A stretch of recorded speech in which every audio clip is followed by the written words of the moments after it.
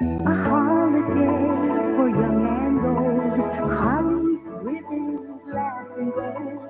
Long John Silver, make it a splash. Make it a home-style holiday with Long John Silver seafood and holiday crystal stemware. Just 99 cents each with any meal.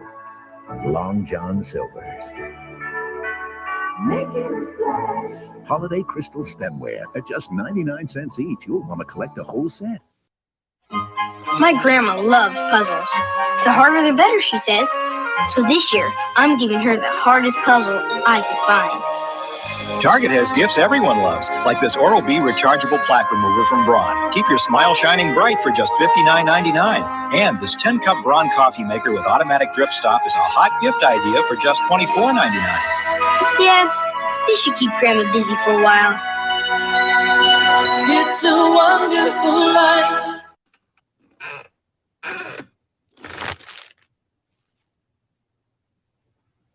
It's hard to surprise people during the holidays.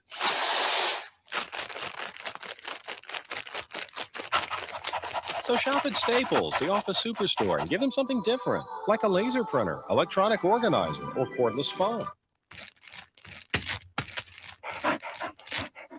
Over 5,000 gift ideas at a guaranteed low price. Staples. Yeah, we've got that. This Christmas, The Simpsons, America's funniest new family, are giving the perfect gift. Pantyhose. No, their TV special is back. Cool. So whether you missed it the first time, Hey, Santa, what's shaking, man? or you want to laugh again, Jingle bells, that means snow, golden ways. Ah! Don't kill me, Dad. be sure to treat yourself to this hilarious encore performance. Homer and I are looking forward to your visit. The Simpsons Christmas Special, tonight. Christmas. Sometimes we all need help getting ready. That's where Bank of America comes in. When you open any checking or savings account, B of A will make a donation to Toys for Tots. You get more branches, more versatile ATMs, more convenience, and needy children get Christmas toys. So take it from an expert. It's nice to give. It's nice to receive. It's even nicer to do both. Yourself a merry little Christmas. Let your heart be light. Next year, all our troubles will be out of sight. So have yourself a merry little Christmas. This holiday season, put out the good stuff. Planters. It's the Clauses, everybody. Have a chicken McNugget. Don't worry, it's under 63 calories. Oh, Rudy, be a dear and open another 20-pack. McDonald's Chicken McNuggets 20-pack makes every holiday party happy and fun. Aren't we having fun? Mingle, mingle. Tiny Tim, tiny as ever. Take two. It's a good time for the great taste of McDonald's. Time for McDonald's gift certificates, 50 cents each, or a book of 10 for $5. Santa's gonna love these sweet, fruity tricks. Yeah. Ho, ho, out. Oh, I mean, ho, ho, ho. Oh, boy, a big bowl of tricks. A delicious part of this complete breakfast. One bite of those fruity, festive-colored puffs, and I'll really be jolly. It's gonna be a raspberry red, lemony yellow Christmas, an orangey orange, grapey purple, lime green Christmas. Joy to the world. I'm gonna get to eat tricks. Ho, ho, ho. Merry Christmas, Santa. Holidays were made for Michelob. There's a beer that's becoming a holiday custom. Michelob. Special enough to make the right impression, friendly enough to show you mean it. And now with special holiday packaging to go with your best wishes and with all your holiday plans. Holidays were made for Michelob. Holidays were made for Michelob. Now, just where's that old Grinch putting Christmas this year? Inch by inch. Why, that Grinch, he's just hiding it here. It's the best Hallmark holiday open house ever. When you see it, you'll say, say, now isn't that clever? Oh, the ribbons, the wrappings, the trimmings galore. Want to sneak a peek? You know what to look for. 'Twas the night before Christmas, and there in the house, the kitten discovered the new Commodore's mouse. Now touch the mouse to do what you choose. The mouse makes the Commodore simpler to use. Educate, entertain, put thoughts together. The world's best-selling family computer just got better. So bring home the new Commodore 64 now. A Commodore Christmas to all. And to all,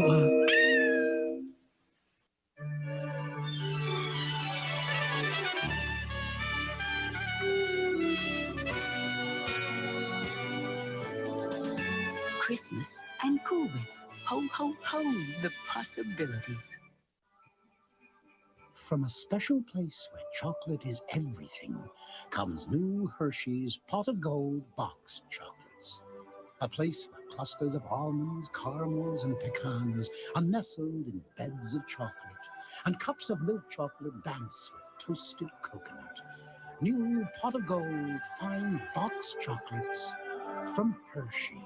A place where chocolate is everything.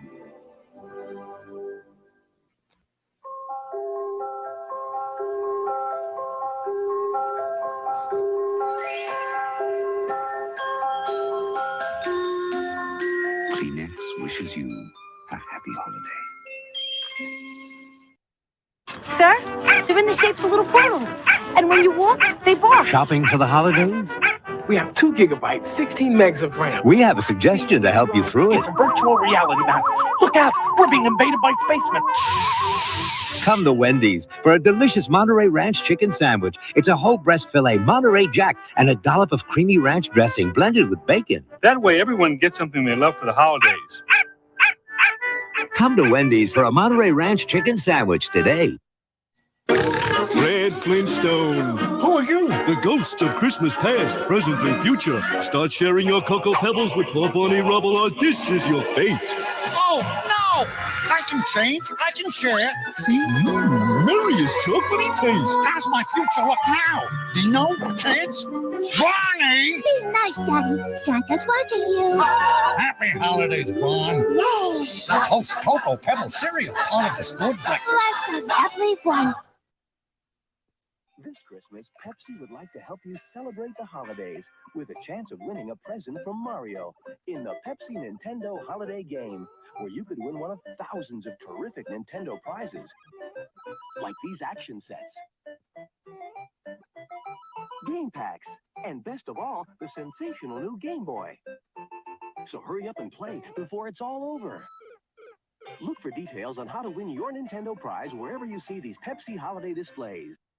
Kraft helps you make holiday magic with Philly 3-step cheesecake.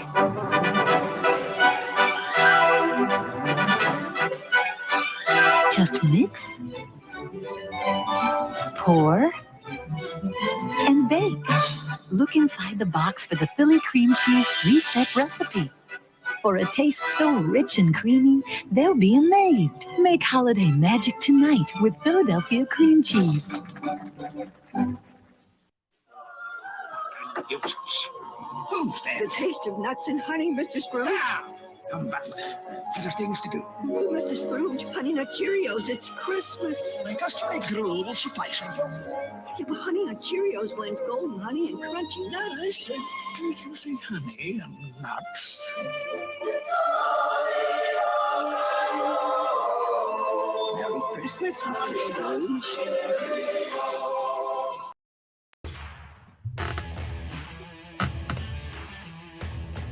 I may live through 2023.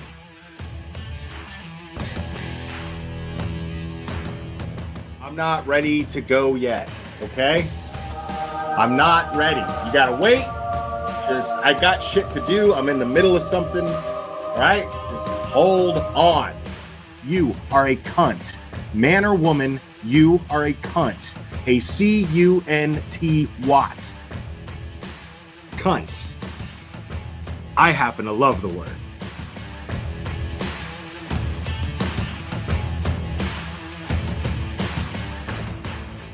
Watch your mouth or don't come in here. Uh-oh. Uh-oh. Oh, yeah, people, come on, we're adults here. You know what? What is the point? Yeah, we're adults here. I got a fucking Burger King fucking thing on my head. We're all fucking adults here, guys. People in my chat, 2 words. What are they? 2 words. Let me see the chat flood. Let me see the chat flood. 2 words. Okay. Next caller. Please. Let's get into the meat and potatoes, which translate in American to dick and balls.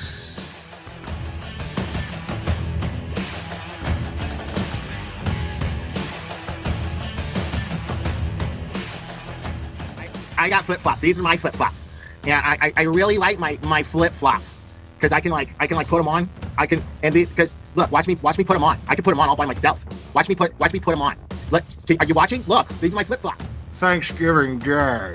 I remember it clearly. It was Thanksgiving Day. I was inserting myself in somebody else's fucking business as a cash grab, and you know. This channel is harsh reality. Kareniak se jodió la sucia vida. Amen. This is Jonathan Lee Riches. I have cheeseburgers. I'm gonna put cheese on them. I'm gonna make sure that I have my hamburgers because I'm a big boy now and I can make the hamburgers. My mom lets me use the stove now.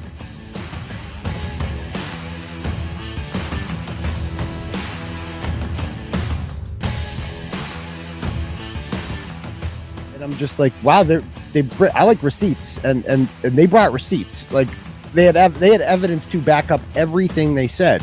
And I'm like, okay, well, there's got to be another side to this, right? Like, this can't.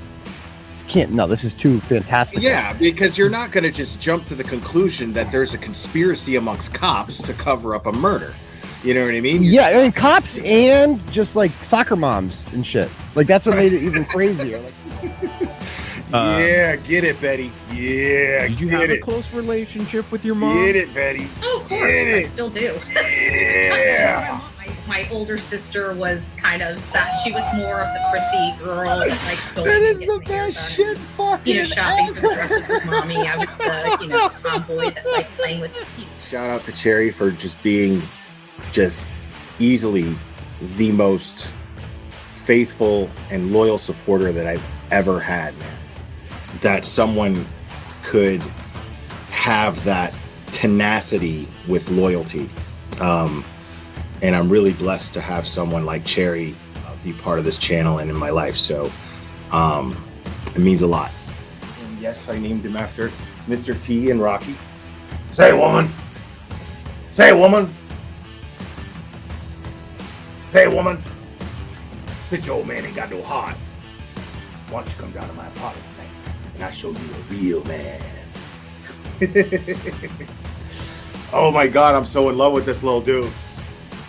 Yeah, I'm going to go ahead and wrap this one up. I love you guys very, very, very, very much. And we will do this again very soon, my friends. Oh, say bye. Say bye. Oh, I love you too. Give me a kiss. Oh, I love you.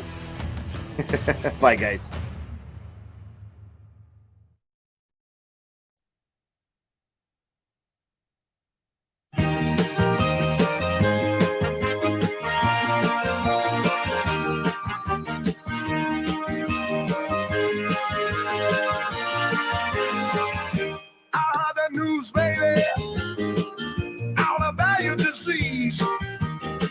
Yeah, you may have all you want, baby. Boy, I got something you need. Oh, yeah, they talking about love. My love is right to the core. They talking about love. Just like I told you before. Yeah, before. You know you're semi-good looking. In on the streets again. Oh, yeah, you think you're really cooking, baby. You better find yourself a friend. Girlfriend, they talking about love. My love is right to the core.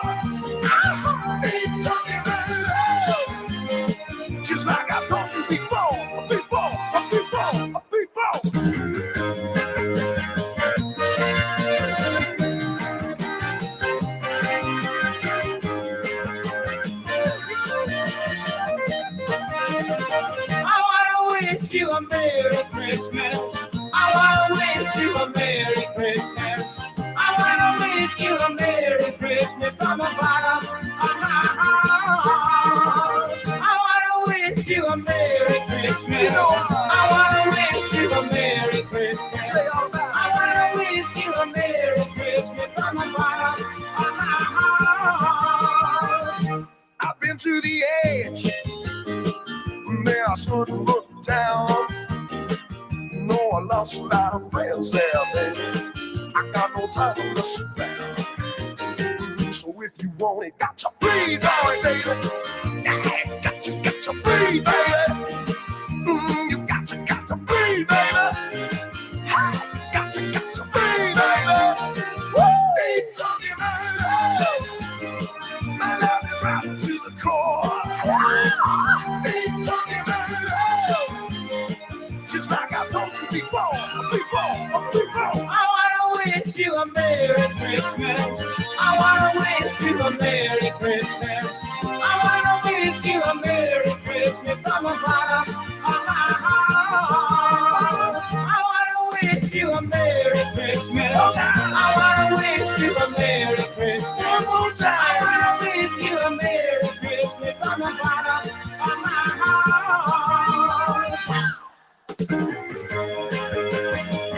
Hey, hey, hey.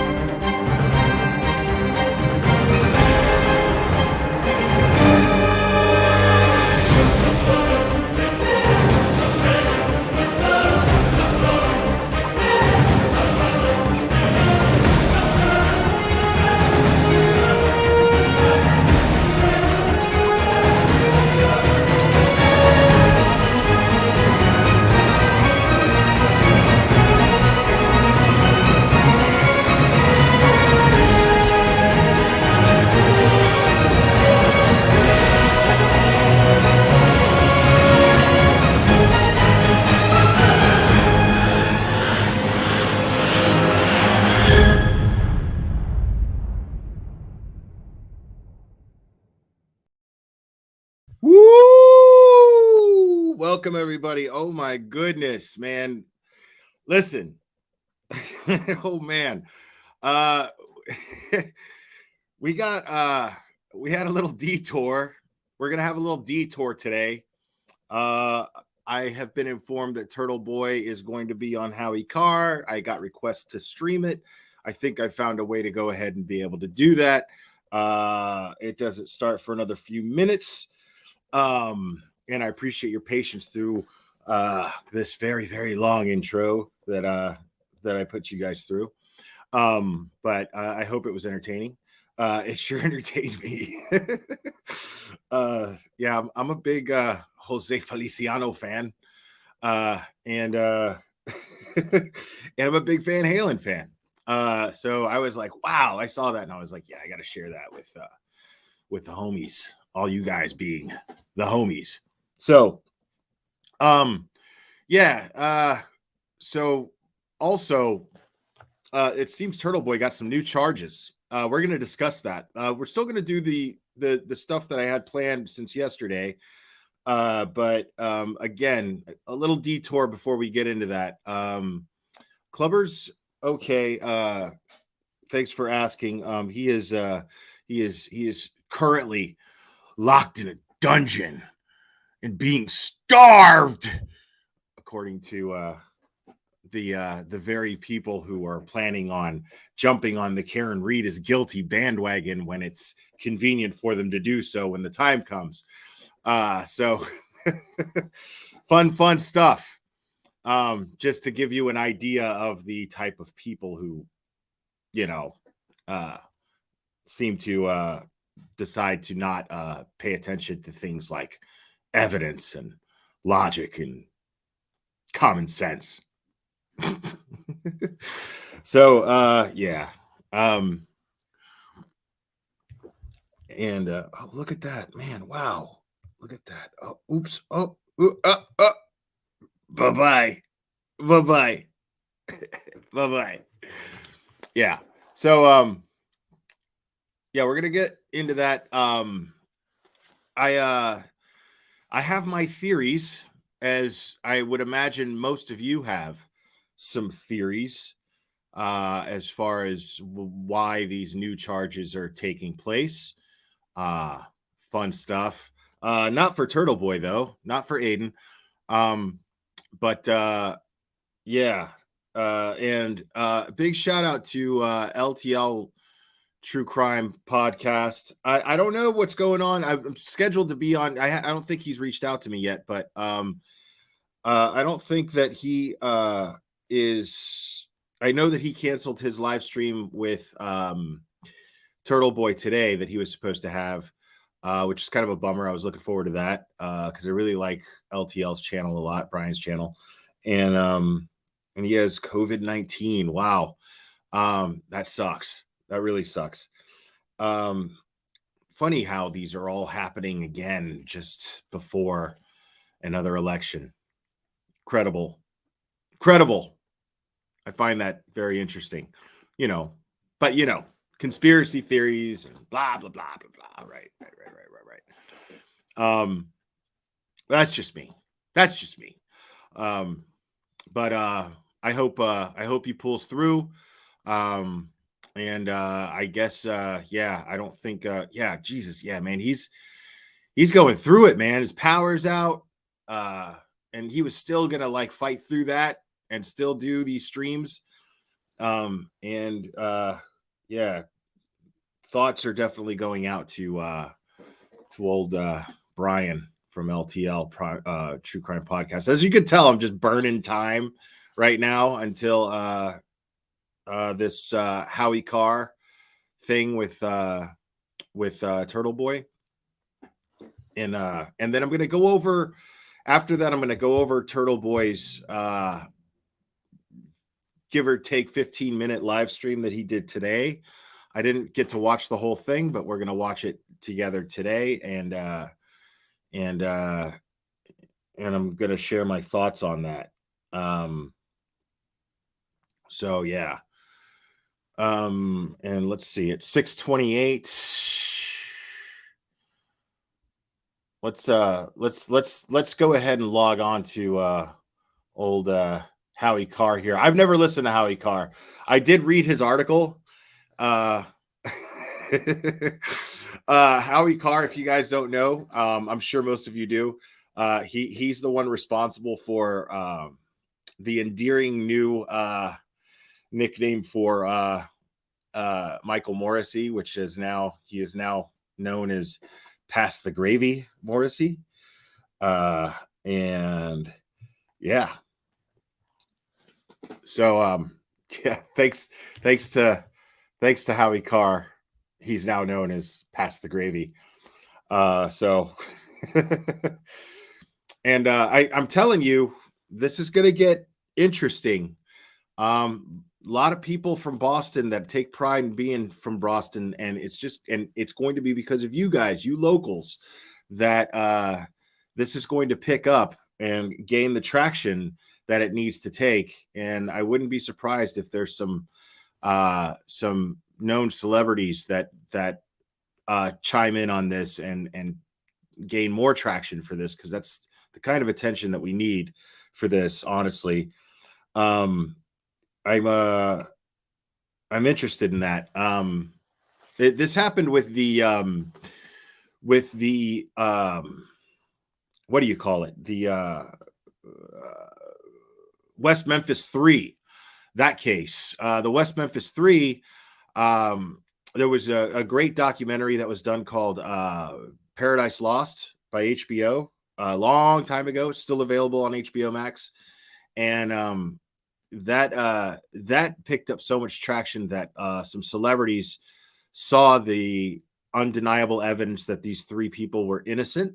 These three kids were innocent. They were kids at the time, and I think it was like Eddie Vedder and the Dixie Chicks, a couple other people, and they started to get involved. And so hopefully this is what's going to take place here, because I think it will. I think a lot of the evidence is all the evidence is undeniable. So and I think that's the attention that this case is going to need.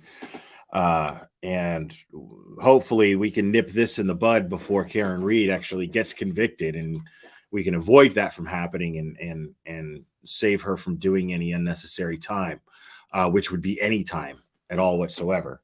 So hopefully that takes place. And Johnny Depp was involved in that too. Yes. Let me go ahead and here we go.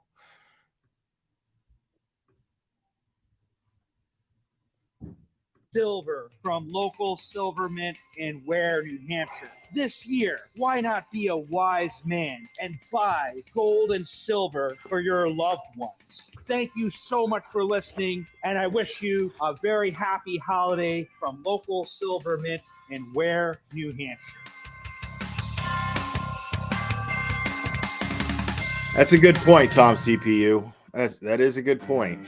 This is Toby from Cape Gunworks. If you're looking to get your gun license, we've added tons of LTC classes, including ladies only and couples classes. Plus, visit us any Tuesday for free gun rentals on the range. And don't forget to listen to Rapid Fire, our talk show about guns, freedom, and self-defense, sponsored by Vortex Optics. Tune in to all this and more at capegunworks.com. Cape Gunworks, give us a shot.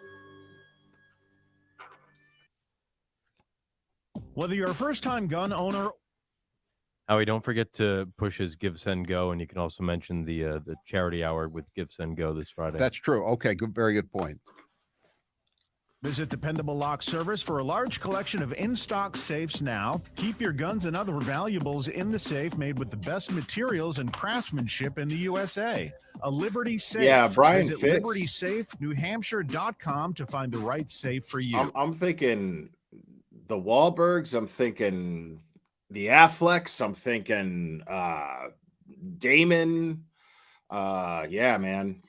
This week only, the people at Eden Pure are giving you $50 off their very popular Gen 40 heater. You can pick up this stylish heater with one hand. It looks nice on your desk, end table, or even a bookshelf. During the Brandon era, we all need to save money. The Gen 40 heater will do just that. The Gen 40 heater features dual hybrid technology, which will reduce your heating bills. It combines infrared heat and convective heat to warm. Yeah, I know room. Bill Other Burrs heaters can, only but use I don't one think form he of plans heat on and aren't touching nearly this as unless effective it's as the Gen good 40 PR. heater. I don't The expect Gen any of 40 them to fan touch setting it will unless they distribute feel the like heat it's good throughout the room PR. very quickly. This heater has no blades and is completely safe around kids and pets, which is good news for Roscoe. Save $50 this week only with code Howie50. Go to EdenPureDeals.com and use code Howie50 for the Gen Right. 40 That's heater. what I'm This thinking too, savings is Rob. off the already low sales price. Shipping is free. But if it picks up enough traction, it'll be good PR for them. So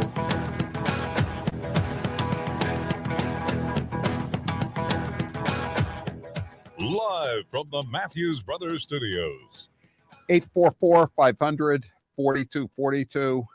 We've been talking about the case of Karen Reed, the woman who was charged with murder for allegedly running over her Boston police officer boyfriend, John O'Keefe, while driving drunk almost 2 years ago now, January 2022.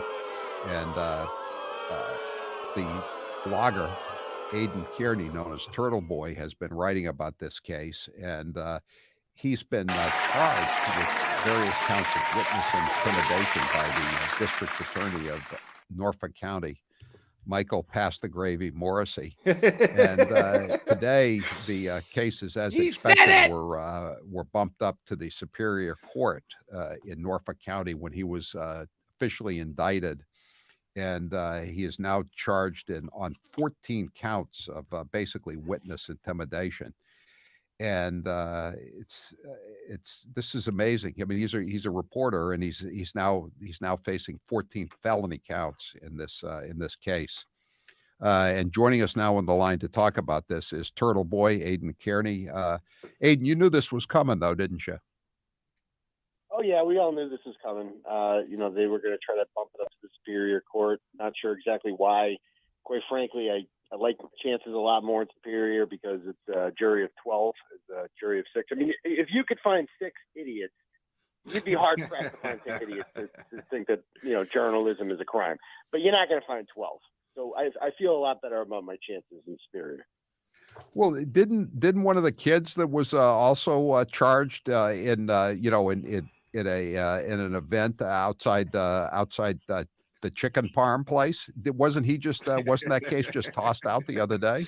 I love this guy. Yeah, I mean, so it's not just me. There's 9 other people who have been charged with intimidating poor Chris Albert, who was an elected official in Canton and owns a pizza shop in the middle of town. And they stood outside across the street with signs that said "Free Turtle Boy," "Free Karen Reed," and "Justice." And one of them is 17. And the psychotic police chief of Canton, Helena Rafferty, decided that she was going to charge them all with felony witness intimidation and picketing of a witness.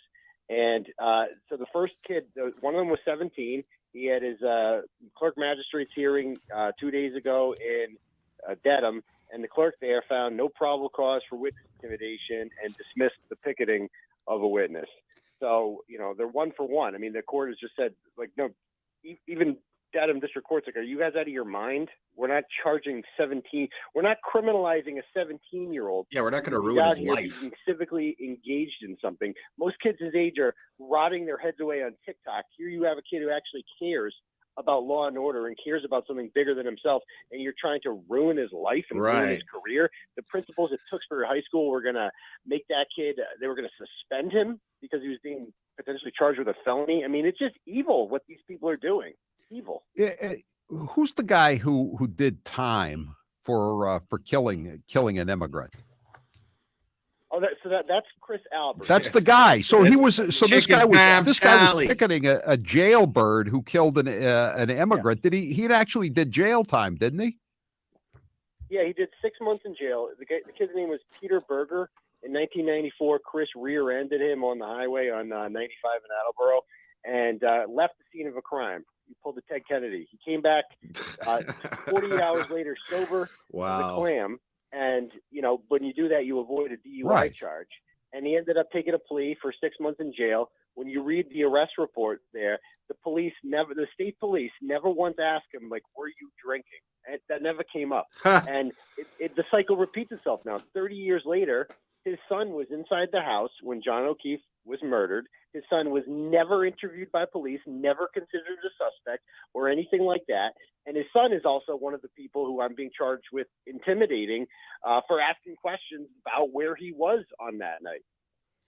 Well, and isn't it on the record now that all these people have been subpoenaed to appear before a federal grand jury? Yeah, you would think so. And that the district attorney who is charging me with this crime is himself under FBI investigation. I'm not under FBI investigation. I don't know what that's like to be under FBI investigation. I wouldn't want to know. If I were him, I'd be a lot more worried about that than I am about coming up with some new bogus charges for not only me, Howie, but they're also charging the former Avon dispatcher who lost her job over this. This woman, hardworking woman, lives somewhere in the South Shore with a kid and a mortgage to take care of. And on September 25th, I got sent a picture that Jennifer McCabe's car, she's one of the material witnesses in this, the one who Googled how long did die in cold at 2:27 a.m. Her car was parked at Michael Proctor's house. He's the lead investigator. And a month earlier, the district attorney, Pastor Gravy Morrissey, announced that these people don't know each other. They have no personal connection to one another. So I got sent a picture at 6 o'clock of Jennifer McCabe's car at her house. And okay, well, this proves that this is a social visit. What's going on there? Right. And so just to, dot my I's and cross my T's, I made some sort of Facebook post saying, can anyone run a license plate for me just to determine that we have something there? And a bunch of people volunteered. One of them happened to be a dispatcher, and she confirmed for me, yep, that car belongs to Jennifer McCabe. Okay, cool. And we wrote a story about it, and it proved that the You used a source, a whistleblower, as they sometimes say. Right. And now the whistleblower and me are both being charged with conspiracy to commit witness intimidation by proving that the lead investigator is friends with the primary witness against Karen Reed, that they're hanging out together. We proved it. We proved that the district attorney's office is lying, and in return, we're being charged with that. We should. The only thing we conspired to do was prove that they lied, that they're corrupt, and we were successful in that. And to shut us up now, they're charging both of us with 3 counts of witness intimidation against Jennifer McCabe, Michael Proctor, and his wife Elizabeth Proctor. I mean, this is just madness. That these people are blatantly violating the law. They've clearly been involved in a cover-up of a murder, and because they don't want us talking about it, they're just trumping up these bogus charges. Well, there's a reason they're under FBI investigation, and I'm not. So ultimately, I'm not that worried about it. I'm not going to jail. I'm not going to be convicted of anything. But apparently, on their way out, they want to try to take us down with them, and it's just not going to work. Now you've got you've got legal expenses, obviously here. You've got a lawyer who's doing a pretty good job, it seems like. How do people contribute money to your legal defense fund, Turtle Boy? Nice. Yeah, so we have a Give, Send, Go. It's pinned to the top of my Twitter account at Dr. Turtleboy, because if Jill Biden's a doctor, and so am I. It's also linked to the top of our Facebook page, so you can go on there and you can donate. Like I said, it's pricey. You got these all these counts, all these felonies, and so yeah, we are very excited about fighting this in court. We're pretty confident that we're going to be successful on this, but we could definitely use the support of any First Amendment groups that can write amicus briefs. Like, I've contacted the ACLU. They've been no use with this. They seem to have no interest in it. Of course not. But there's other First Amendment, these groups can write amicus briefs and just say, like, you don't have to defend us, but you can write an amicus brief and say, this is a threat to the First Amendment. If they can do this to me, all I've done is simply report They can do it to any ask of you. these people tough questions that no one else seems to be willing to ask. And they've attempted to throw me in jail. I'm facing 90 years in prison for this, ultimately. If this can happen to me, it can happen to anyone. So where are these First Amendment groups? We need them. We need them to write amicus briefs. GiveSendGo.com, and you can contribute to Turtle Boy's Legal Defense Fund. And by the way, on Friday night, I'll be with somebody from GiveSendGo.com, and we'll be doing our annual charity night. And if you've got a charity that you want to get some money for, you just make a good pitch to me and GiveSendGo.com, and you could get some money for your charitable fund. So maybe you should call in, Turtle Boy, and get some money from us on Friday night. We'll be doing it. This is Friday night. Friday night, yeah. That they always keep talking about this. How long to die in the cold? I mean, I don't know how they get around that. How this woman who was in the house where the Boston police officer was before he died in the cold at 2:27, 3.5 hours before his body was found, she does a Google search on her phone. How long to die in cold? How do they get around that, Turtle Boy? They just gaslight. Word salad. No, that's not what it says. She Googled it later on.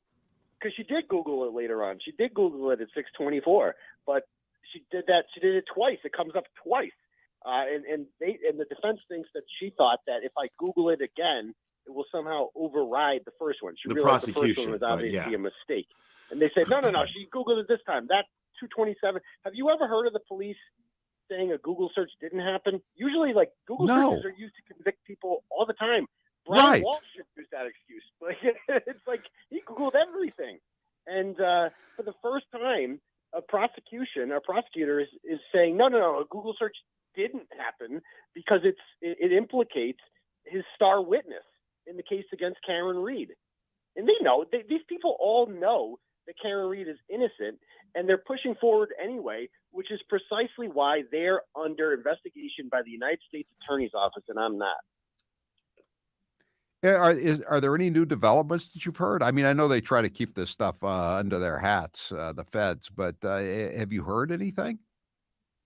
Well, not with the feds, but it's my understanding and my belief that they're holding their cards in, and I think they're waiting. I really don't think they're going to let Karen Reed go to trial. I think like a week before, you're going to see some sort of surprise from them, some sort of announcement that's going to make it impossible for them to go to trial. But if it does go to trial, Michael Proctor is going to have to take the stand and explain why he never admitted This that is he the was state close cop. friends with the Alberts and the McCabes. Yeah, they're the lead investigator in this. He's going to have to explain all of that. Jennifer McCabe is going to have to explain why she Googled how long to die in cold. If these people are going to make fools of themselves, I don't know what they're thinking moving forward with this case, but either way, it's going to help my case because these people are now going to have to go on record explaining all of these things, and then my case will be a lot easier because I'm not asking innocent witnesses questions. I'm asking co-conspirators to cover up a murder questions. When is her trial date? Is it in March? Yeah, right now it's scheduled for March 12th. She has a final. There's a final. I think it'll get trial pushed hearing coming back. up on January 5th, where I'm assuming a motion to dismiss is going to be filed, and then the hack judge down there, Bev Canoni, Auntie Bev, Jennifer McCabe's brother-in-law threatened to kill me and bury me in Auntie Bev's seaside cottage front lawn in Barnstable, and that was used as a motion to disqualify the judge and get her to recuse herself. Luckily, she investigated herself and determined that she's not biased. But, So that you had that on record. That's on public record. It was on social media somewhere. Yeah, it's like in He writing. sent me a Facebook message, and Yeah. he said that I said, "How do you know Judge Canoni?" Because he made a post saying that he knows Judge Canoni, and he goes, "Who? Auntie Bev?" He called her. He goes, "Whose seaside cottage do you think we're going to bury your corpse in?" And so obviously, I wrote an affidavit for the defense, and I said, "Look, at the brother-in-law of the material witness, Jen McCabe, in this is telling me he's going to kill me and bury me in the judge's seaside cottage. How does he even know that she has a Cape Town house in that town?" It turned out to be completely accurate. And so the defense brought that up in court in a July hearing, and they said, "How does this guy know this information? This guy's threatening to bury a journalist in the judge's, Cape Cod summer home." And the judge just said, "Oh, I don't know this man. I've never met this man in my life, and you'll have to take my word for it." And so she investigated herself, and she decided not to recuse herself. And she has basically been a thorn in the side. And she could have buried this at any moment's notice, and she's chosen not to. She's a Deval Patrick appointed hack who clearly knows someone or is doing something that she's allowing this sham to continue. As I always say, Turtle Boy, and you know it better than me at this point, in the halls of justice, the only justice is in the halls.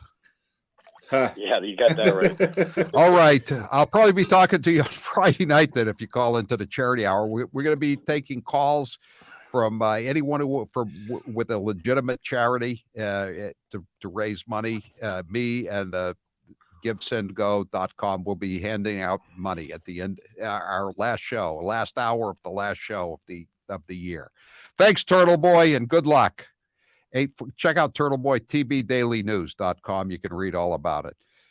In the past couple of years alone, close to 50 satisfied Howie listeners have allowed J.J. Manning auctioneers to sell their valuable real estate assets quickly. All right. Howie Carr, y'all. How about that?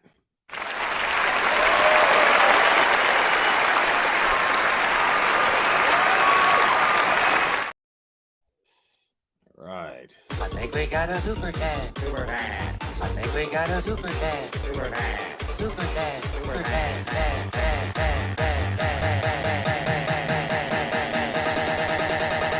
I think we got a super dad. LTL. What's up, homie? Glare, hope you got my message. I didn't, but I'm getting it now. And I saw you in Turtle Boy's chat earlier. Sorry that you got the vid, bro. Like, that sucks, dude. I think I had it at one point, and I don't think anything's ever kicked my ass so hard. It's terrible. So my feels for you, man.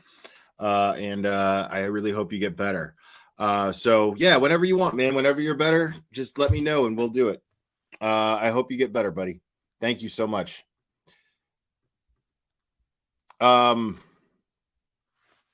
So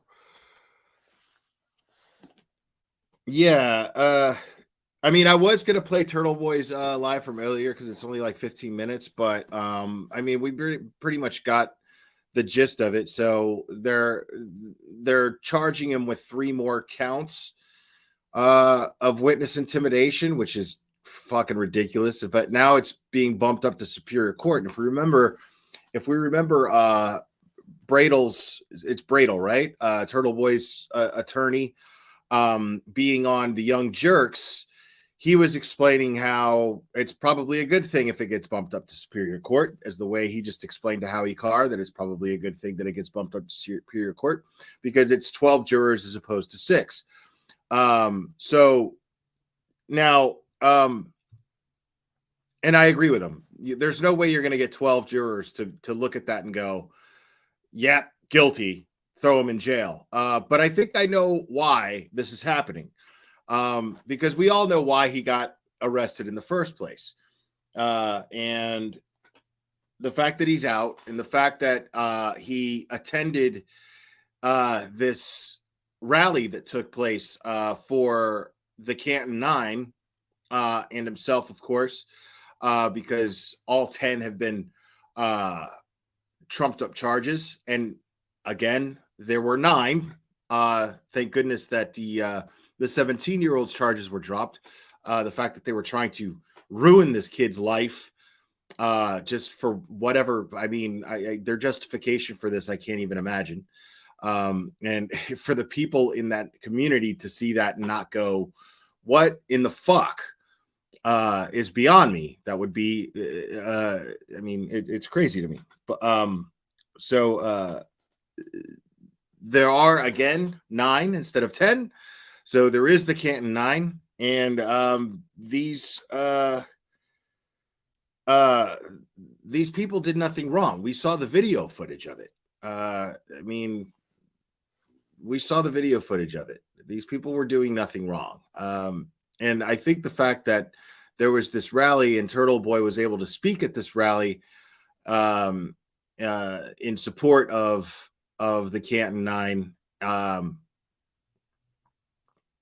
I think that this infuriated people because even though he was 100 feet away from from one of the Alberts' home and in front of the police station, even though he was 100 feet away, I'm pretty sure he could still be heard. And I think that this made certain people mad. And I think that that has a lot to do with what's going on here. And I think that the motive behind these extra charges, I think what they're trying to do is to get him locked up before this trial starts for Karen Reed. I think the goal is to have him incarcerated so that I guess they figure if they cut off the head of the snake, that nobody will know what to do, because these idiots think that Turtle Boy is the master manipulator and head of a cult that is leading the people of Massachusetts, demanding freedom of the press, demanding their First Amendment rights, demanding freedom of speech, demanding freedom of assembly. They think that if Turtle Boy is not there to lead the whole thing, then everybody's just going to disperse automatically and magically. Everybody's going to go, what do we do? Because you all don't have brains of your own. I think that that's 150% bullshit, because I've gotten to know a lot of you, and I could see where your hearts are. I could see how driven you are. And I think that you all as a whole have the heart of a lion, collectively the heart of a lion. You are not sheep, you are lions. And this is a beautiful, beautiful thing. And locking Turtle Boy up is just going to make the lion roar even louder. I believe this with all my heart. And so, again, the Streisand effect will take place, as it already has inevitably. And so I just don't see what these people think that they're going to accomplish, because it's just not going to happen. There's this you're not sending a message of fear to anyone. You're only proving Turtle Boy right. You're only proving everyone who's rallying correct. That's all you're doing. So the more you do this, I mean,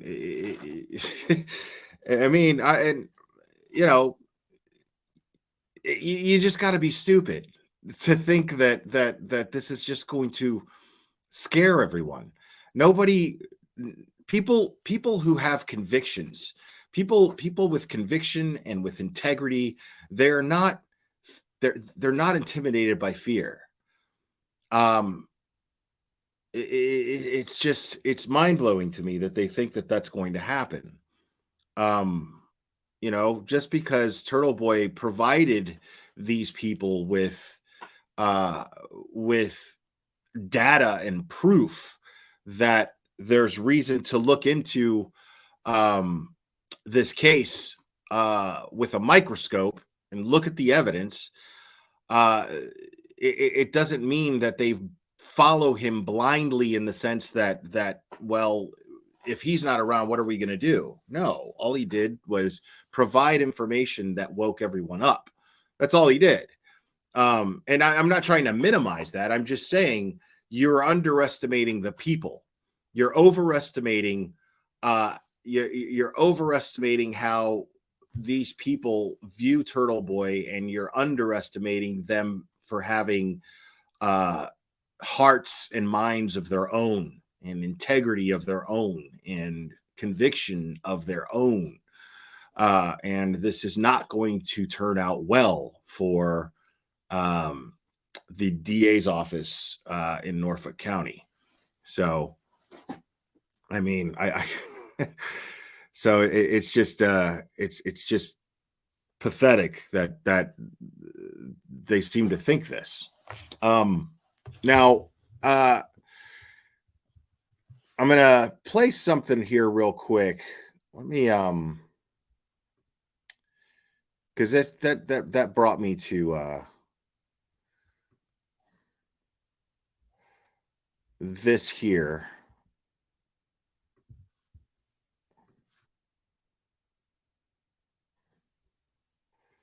Gonna play this. Thanks to Young Jerks. This is the Canton Town meeting that took place last night.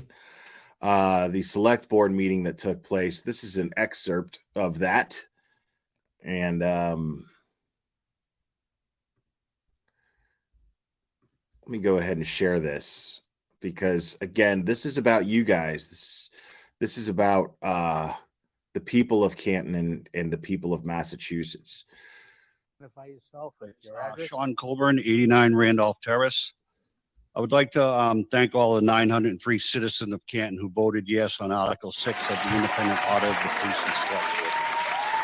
With the recent statements on December 5th by the United States Attorney's Office in Massachusetts that they are in fact investigating the investigation into the John O'Keefe murder case, this investigation, I'm sure, will include the Canton Police Department and its mishandling of this case, the Sandra Birchmore case in February of 2021, the Craig Casey case in December of 2018. An independent audit was not supported by this select board or by the chief of police. Why? This audit will ensure that the taxpayers of Canton are being represented by a capable, transparent group of professionals. This select board sat idle when 4 women who I have become friends with received threatening letters in the mail a few months ago, trying to silence them from speaking out at select board meetings. Not one of you spoke out against this. Your silence basically condoned these letters. Did you not feel that this needed to be addressed? I saw empathy from most of you when you had to reject a resident's request to shut down a street on Halloween. Shame on all of you. Shame on you. My opinion on why the citizens voted yes on this audit, because they don't have faith in the select board or the police chief to be an independent, unbiased, professional group of leaders who will represent the best interest of this community. You have all failed. When you hear news media making statements like a town in turmoil, a small town at war and divided, just know that all of you sitting there were given ample opportunity to stop the disruptive path the town was heading down. This You did guy nothing. We is asked for a crisis unfucking management believable. team. It fell on idle ears. Just know that the demographic of Canton is changing for the better. Your constituents are changing for the better. The vote on November 20th proved that. And just let you know, we're all here. We're not going away. The people at home are watching. And come this spring, we're hoping to unseat you one by one. Thank you. Woo! Thank you. Yo. Anybody else?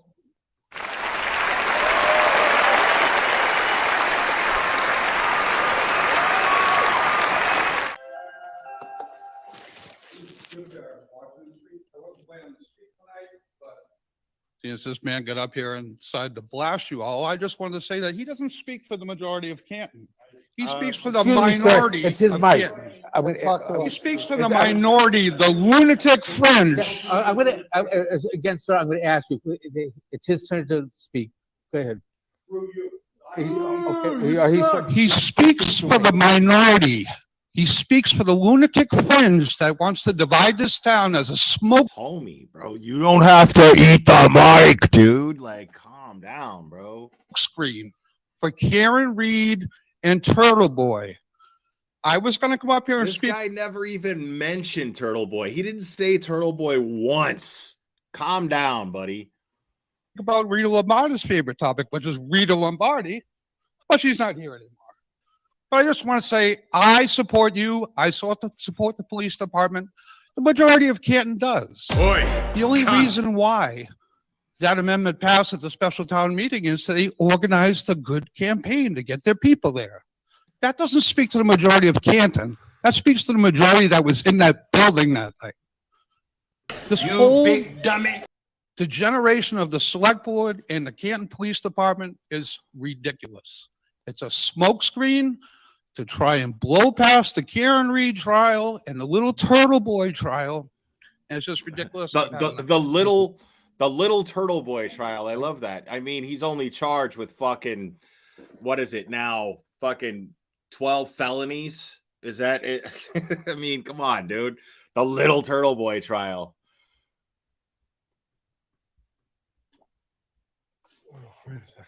Bullshit felonies, by the way. Go ahead. That's the key to go. Chris Boyden, 26 Farm Street. This will be so short because I was going to talk about other cases like Craig Casey and Sandra Birchmore. I don't have anything against the select board. I just want to say I want to talk about two issues. One of the complaints at that special town meeting was the cost of the independent audit, and an ounce of prevention is worth a pound of cure. It's $200,000, and we spent far more on the Lo Plato case when we settled. So there's that. And then the other thing was just from a reassurance standpoint, I feel like I said this before, but I don't know. The independent audit will look at how the Canton Police handles cases. Will find nothing, hopefully. It'll provide everyone in the town with a peace of mind or not, in which cases improvements will be made. Canton residents fund the police, and we need to be assured that everything's okay or that the needed improvements will be made. That's all. So I don't know why there's I don't know why there's a negative feeling about it. But anyway, Right. it Like, wasn't just about Karen what's Reed's the case. problem? It's not just about Turtle Boy. That's all I want to say. It's But not. Thanks so much. Kathleen Howley, 43 Sherman Avenue. Welcome, Danielle. Thank I'm you. rising to ask our select board to stop the reckless behavior that is exposing the town to lawsuits that will be a heavy burden on the taxpayers. I'm speaking, of course, about the police department's extremist and never before used interpretation of a law, twisting it to say it does something no town and no city in Massachusetts has ever said it does: take away the rights of citizens to peacefully protest their elected officials. As you may know, there was a protest to protect the First Amendment rights held in front of the police station on Sunday that had over 200 people holding signs, peacefully using the rights granted to them by the Constitution. There's probably no building in town that has more witnesses to the case, as it's called, specifically the investigation into the murder of Boston police officer John O'Keefe. The officers who were first responders all work there, yet citizens were allowed to protest in front of a station filled with witnesses. What's the difference between the witnesses in the police station and Chris Albert? The police told the organizers of the protest, and I commend them for saying this, that they are not afraid of people who are standing there peacefully holding signs. But Chris Albert, who chose to run for election without telling voters he had over a dozen tax liens, over a dozen lawsuits for not paying his bills, and that he had gone to jail, he didn't tell us any of that. He is afraid of people holding signs. He is so afraid that he summoned the police, who now have charged the peaceful protesters with felony crimes. Mr. Albert oversees the police in his position on the select board. If that's not an abuse of power, I don't know what is. The first of the 10 people went in front of a clerk magistrate yesterday. The magistrate dismissed the charges, for all the charges, finding there was no probable cause. And as you know, probable cause is a very, very low bar, and it didn't even meet that. I hear this phrase from some of our leaders, and you probably have heard it too: let the courts work it out. When you hear that, understand that it means let the taxpayers pay for that.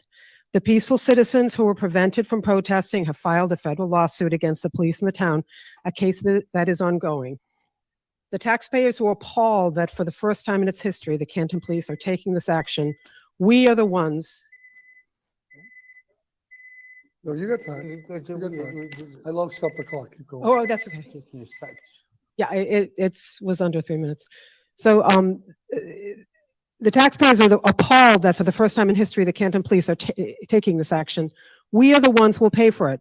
The police officers and you on the select board who oversee the police, that's your job, and the police chief works under your, quote, day-to-day supervision per her contract. The taxpayers will be funding the best legal representation available to defend all of the town workers. We are appalled at your disdain for the Constitution, yet we are getting you lawyers we probably couldn't afford for ourselves, named partners in fancy Boston law firms. The police chief's contract says she works under the day-to-day direct supervision of the select board. It's time for you to start supervising. Do the job we elected you to do. Stop the reckless behavior that will result in more lawsuits, higher legal bills, and even more in payouts for these actions that anyone with a high school education can clearly see are unconstitutional. Thank you. There you go. There you go.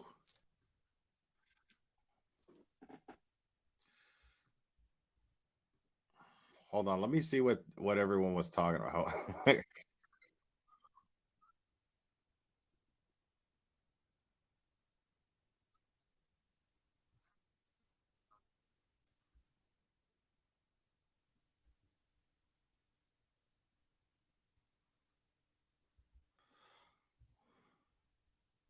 All right, hold on. See what we got here. I'm hitting this timestamp that somebody told me to check out. So the backups will fill in. If they go down, we don't want to stop borrowing from Norwood or Randolph. And that's what, you know, We have, we've done in the past, and they're borrowed from us. So that's what right. mutual aid is all about. Absolutely, yeah. Same thing with the ambulances. We don't want to, Exactly, but yeah. we're there if we have to. That's what Yeah, actually, yeah, we were just borrowing, who I was just borrowing somebody's, Randolph, I think I was borrowing. Back up. Randolph. Yeah. Where do I back up to? Because I got If the they- 105. they could need to be replaced. Or was it 1 hour and 5 yeah. seconds? Like, for this, for them to be able to prepare them. Is this it? Let me see.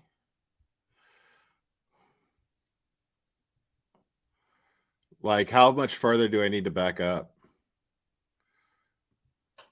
Their own healthy foods within the police station, and that is a passion.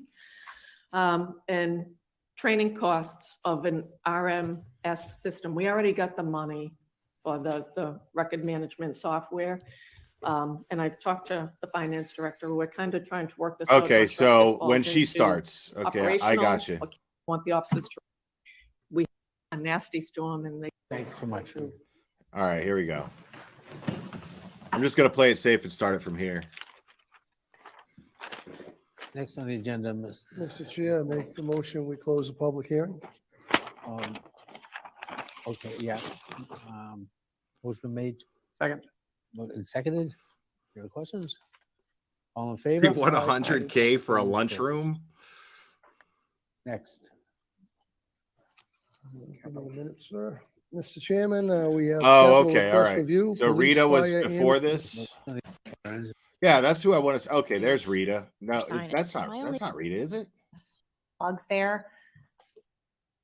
Yeah, that's a good question. Mr. Ch- These will.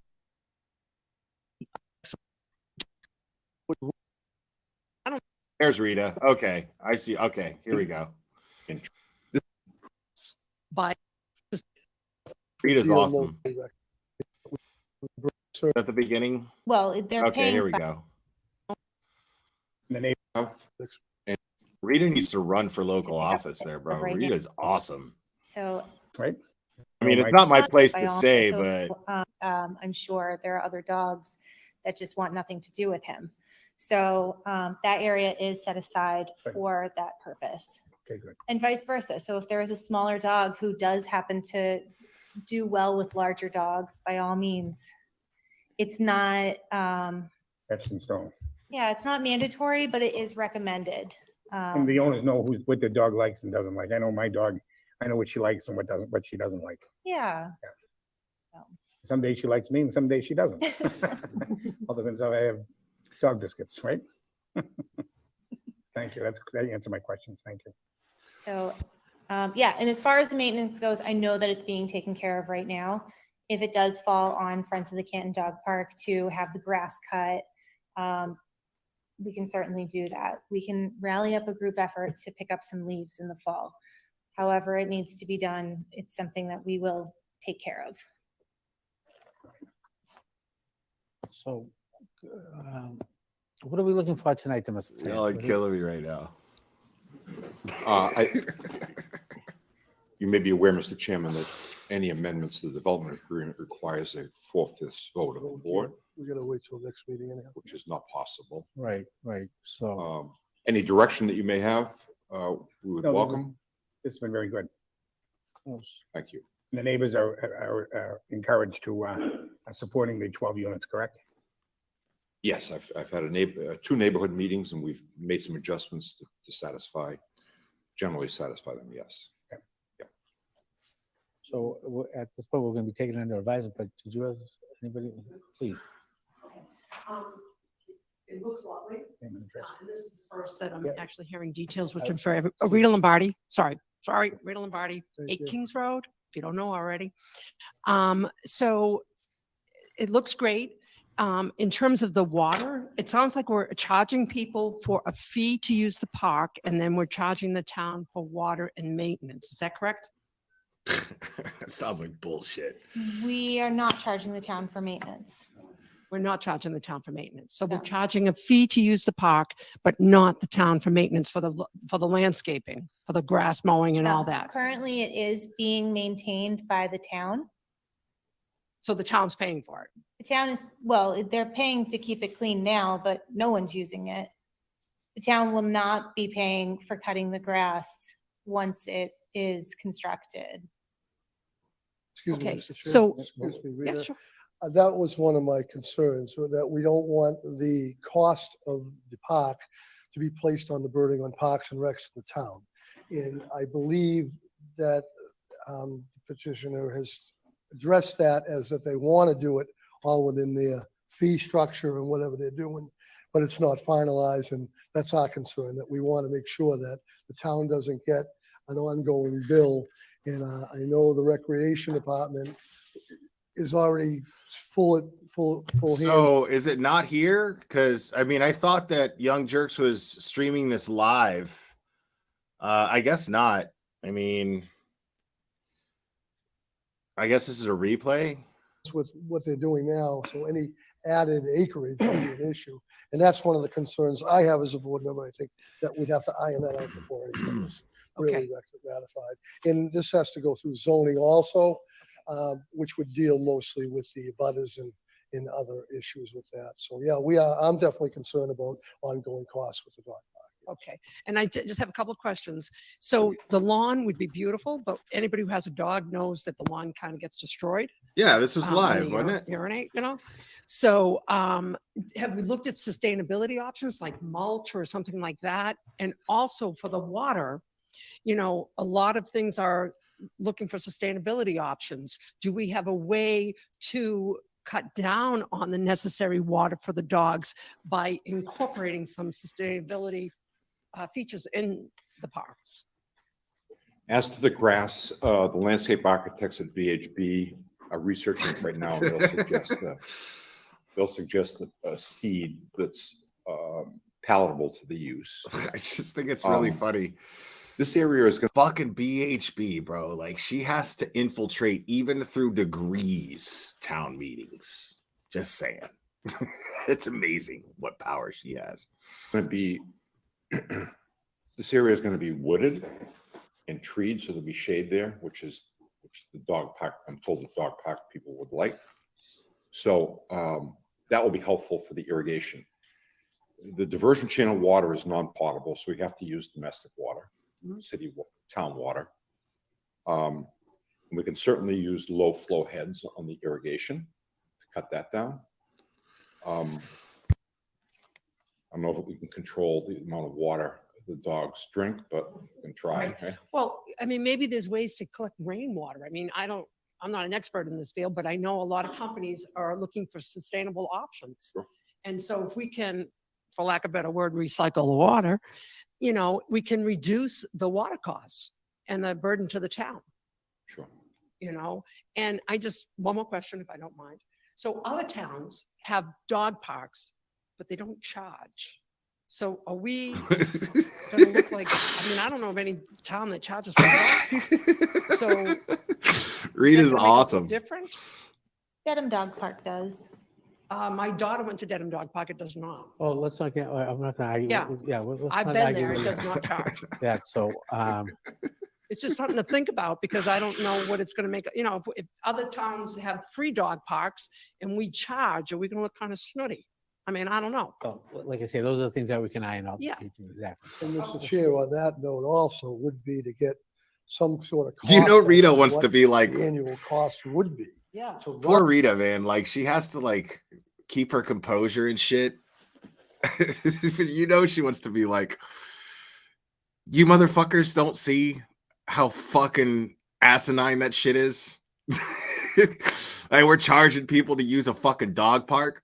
Like who fucking charges to use a fucking dog park? You fucking assholes. She just can't say that shit. That's why I could never fucking like I could never be a spokesperson for like anybody, bro. Because I'm the guy that's gonna get up there and be like, are you fucking people just collectively stupid or what? Like The actual park. Again, I wouldn't have a clue myself, so, Again, these are the it's things something that that would have to come down these are the the things that line. we ironed out. You know, it's something to be reviewed. Yeah. Absolutely. Thank you.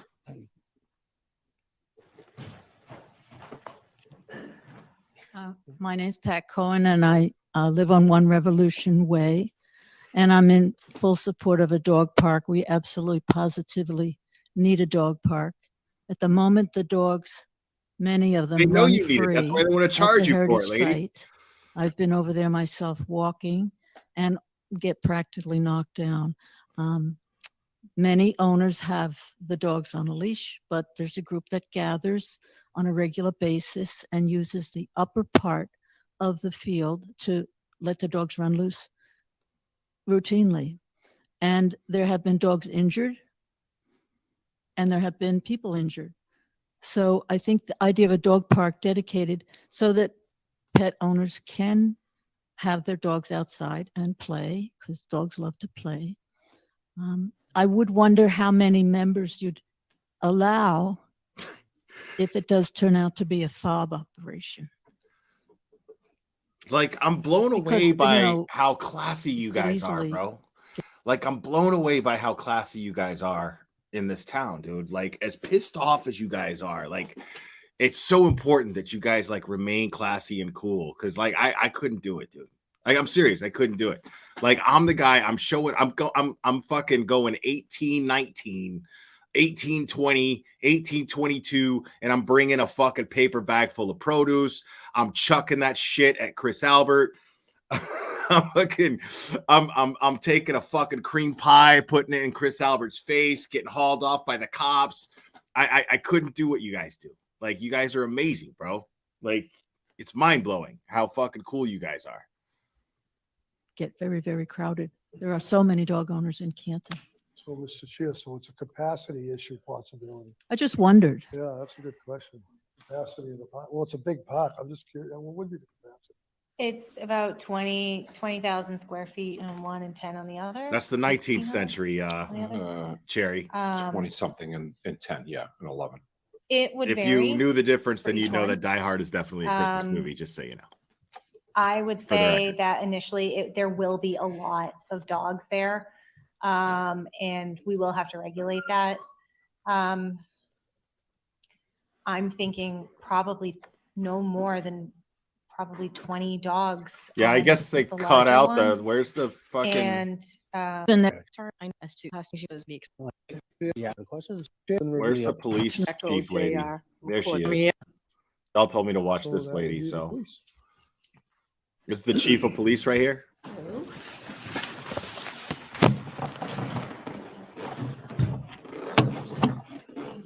How is everyone tonight? Busy time of year. Before I begin, I just want to echo J.R. McCourt's words. Shout out to the DPW. Shout out. Annual shout out for making Wow. the police station look so great for the holiday season. And also to the DPW, the fire department, and all the men and women in the police department for yesterday. It was a tough day. It was a long day. It was a wet day, a nasty storm, and they did a great job. So shout out there. On to capital FY Thank you, Team Brittany. 25. The police department has 10 items. I'm going to speak to 9 of them, and Chief Robery is going to speak to one that we're in a joint endeavor. So the first thing on our item is body armor, requesting $25,872. It's our first agenda because it's one Wow. of the most important pieces This of lady's got equipment we fucking utilize. Jonies, bro. We're requesting 14 new full-set armor-resistant vests, 9 for current officers and 5 for new officers we anticipate onboarding. The shelf life of vests is 5 years, so every 5 years on a rotating basis, officers get new vests, and there is a grant That sounds like they're prepping for crowd control. application coming out in March. If we're successful, this might be able to augment some of the costs, so we'll let you know further on that. Second item is police cruisers. We're looking for 4. We look for 4 annually. We find that it fits well with the rotation. We like to keep the cruisers at 80,000 miles and trade them in for the safety of the officers. We were looking for 3 traditional and 1 hybrid, but we got word that the hybrids are really not being made. They're having a lot of recall issues with them, so it might be 4 traditional SUV units. We'll let you know as we move towards that purchase. Third one is Motorola audio video recording equipment, which is $352,886.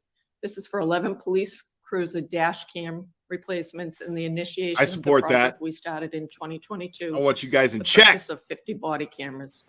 The pricing does include storage for 5 years. However, I just do want to caution again, it's like a phone. Every 5 years, we're probably going to need to replace the equipment, and then it'll be storage costs again. So this cost is for 5 years, basically. Good news, we do have them. We're starting, we got 5 of them in today to start a pilot program with the officers. They're gonna wear them for 30 days, starting in early January. The manufacturer is coming in for an initiation program, January 2nd, I believe it is.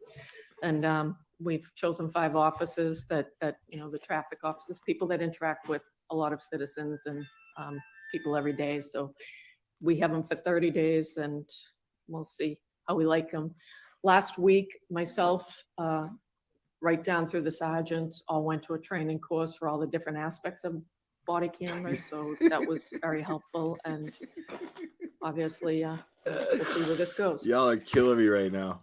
Fourth item is audio video recording equipment inside the building for $39,168,000. We haven't had new audio video recording equipment inside the station in the interview, interrogation, and booking areas for 20 years since the station was built. And again, it's kind of like your phone. You need to update and change so that we don't run into issues when we really need it. So we're looking to replace that. Fifth item is an exterior security fence for $140,000. We're looking to get a fence around the entire rear perimeter of the police station for security purposes.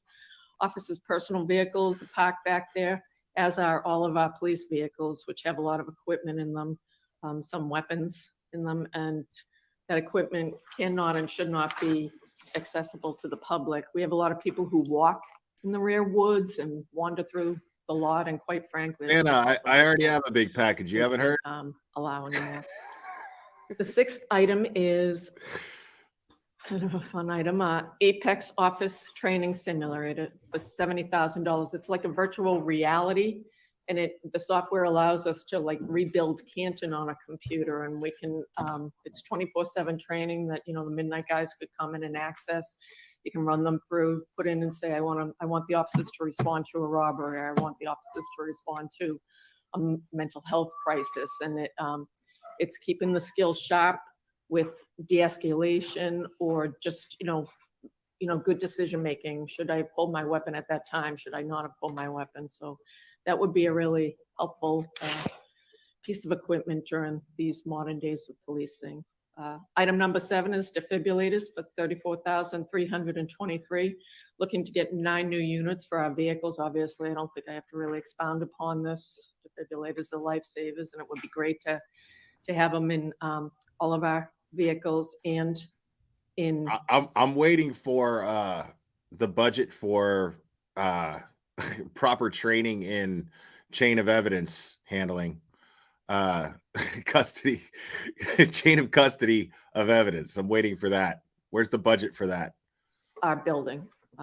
If a young kid passes out at a baseball field, to make sure every unit we have, not just the mock units, there's oftentimes I'm out on the road, to have defibrillators in all of these cars would be huge.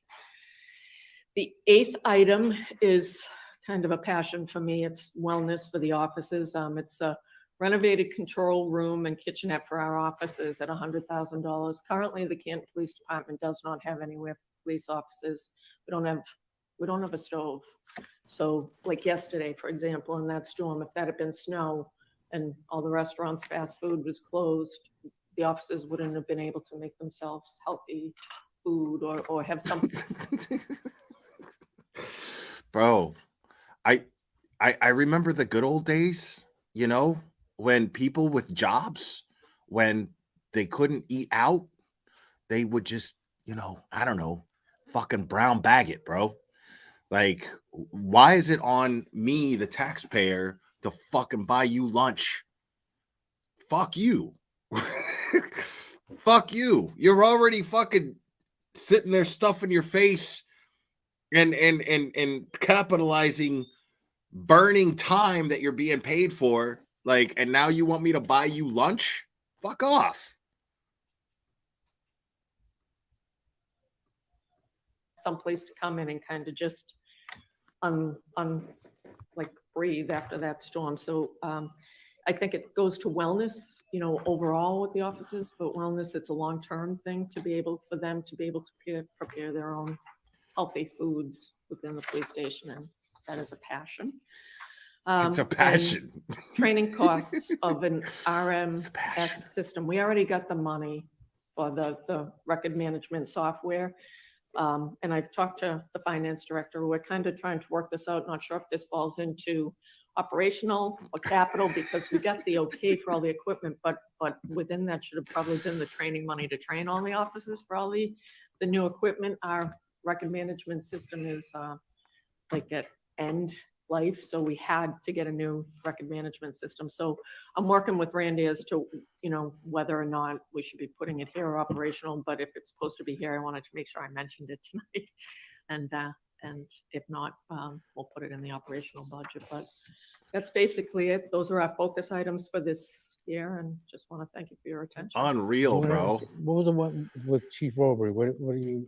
That's I love gonna how be- she so our doesn't radio, even and see, he'll like, speak to that. It's I love how she doesn't even like see the audacity behind what she just fucking asked for.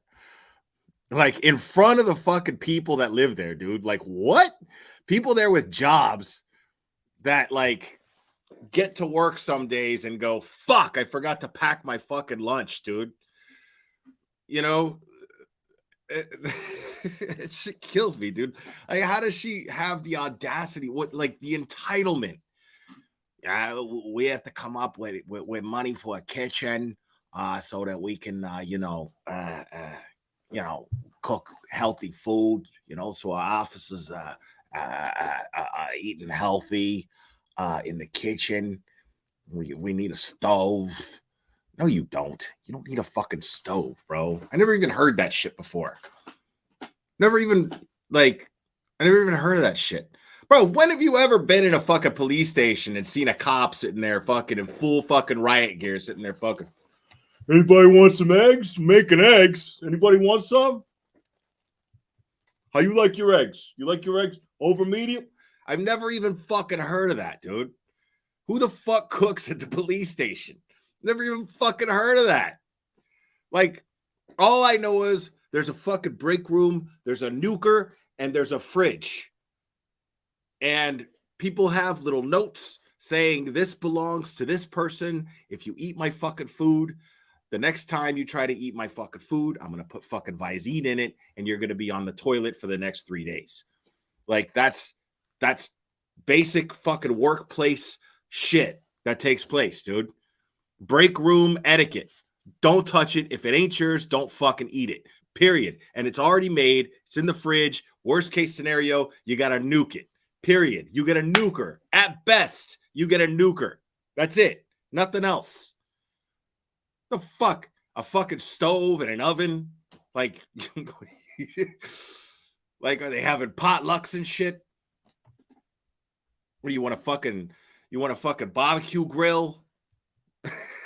Like, are you gonna have a volleyball game in the backyard?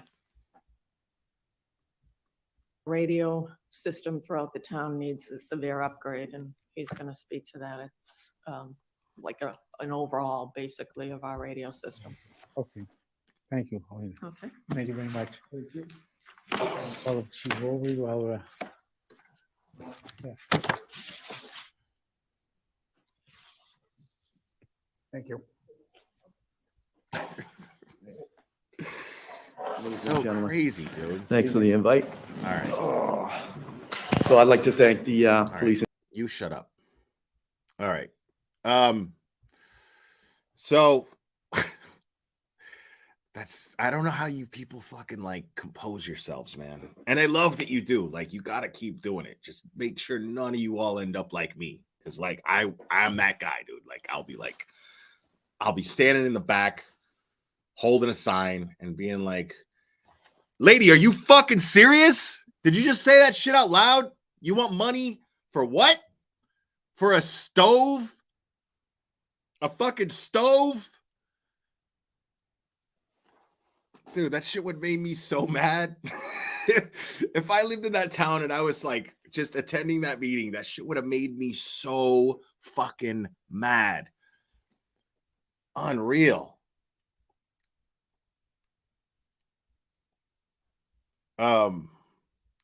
Yeah, we watched Jim Ferris already. That guy is a fucking idiot, dude. Whoever the fuck that guy was. I've seen you guys I've seen the comments. I've never seen Jim Ferris before. I've seen you guys say Jim Ferris is rude. Like, you guys are so nice. Like, I would have been like, that guy's an asshole. Fuck that guy.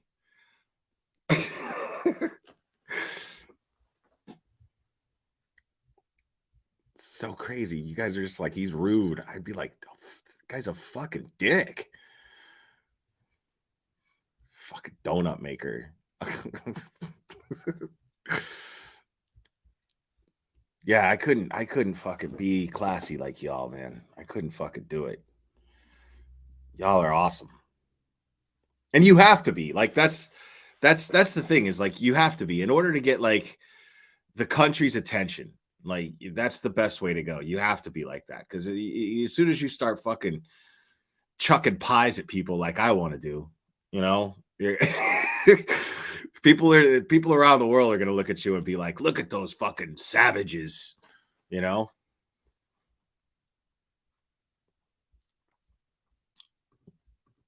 Appreciate you, Sinner. Thanks, man.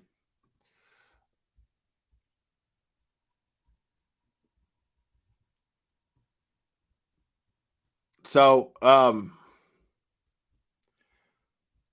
give me just 1 second here, folks. Give me just 1 second. We're gonna get into what the title of this is. We're gonna go over some of Jen McCabe's some of the Jen McCabe and Michael Proctor statement that I perused over and I saw a little I thought it was worth talking about. So yeah, give me just 1 second.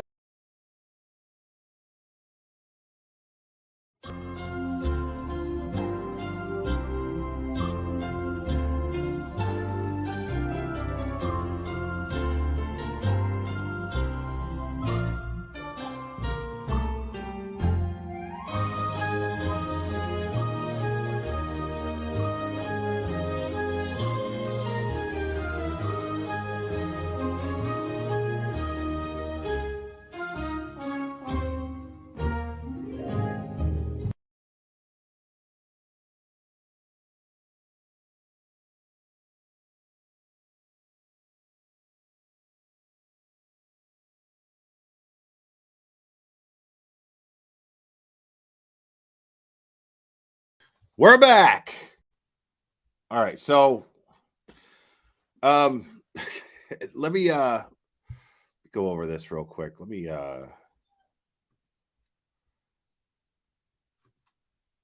this is one of the first things I was looking at here. So right here, this is Trooper Michael Proctor's April 6th, 2022 interview with Jen McCabe. And it's addressed to Tully, who was conveniently one of the people who showed up to Turtle Boy's house to confiscate his tech and put him in handcuffs in front of his kids. It says here on January 29th, 2022 at approximately,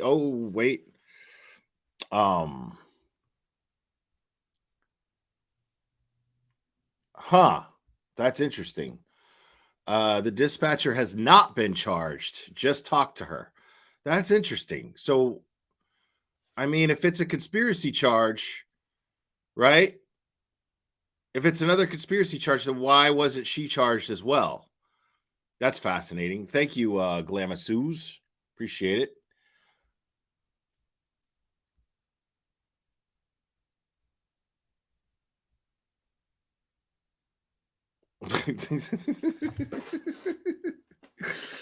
Nice. I'm sorry you didn't get tipped, dude. That's a bummer.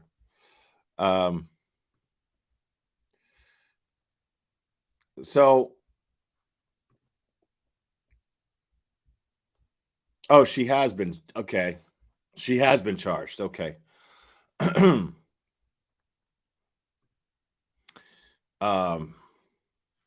Yeah, I'm sorry, Turtle Boy, about this. I was talking about this earlier. Yeah, I think that the effort or the goal here, what they think is going to happen is they're trying to get you locked up, like for Karen Reed's trial. They don't want a big show outside of the courtroom, and they think if you're locked up that the people aren't going to go ahead and rally anyway. They, they somehow think it's not going to be even bigger if you're locked up, which I think is fascinating. Like, I don't know what planet this DA's office is living on, dude. Like, it's mind-blowing to me. Like, this is like the epitome. Every action I've seen them do is just the epitome of the Streisand effect. It's insane. VK Sir gifted 5 memberships. Thank you. No, I don't think you're going to get locked up. I think they're trying to like set it up to where it's easier to lock you up, but no, I don't think they're going to lock you up either, bro. I don't think they can. Jay Brimmel, congrats. Annie is okay. Lorelei, good citizen. Alana 120. Congrats, guys.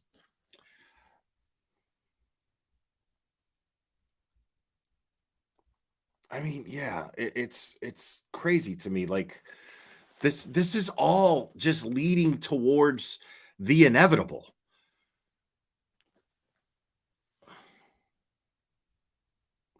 All right, yeah. Let me highlight this. Not receiving something in the mail doesn't mean that you haven't been charged. We are both indicted and will be formally charged at our arraignment. Okay. It's good to know. Thank you.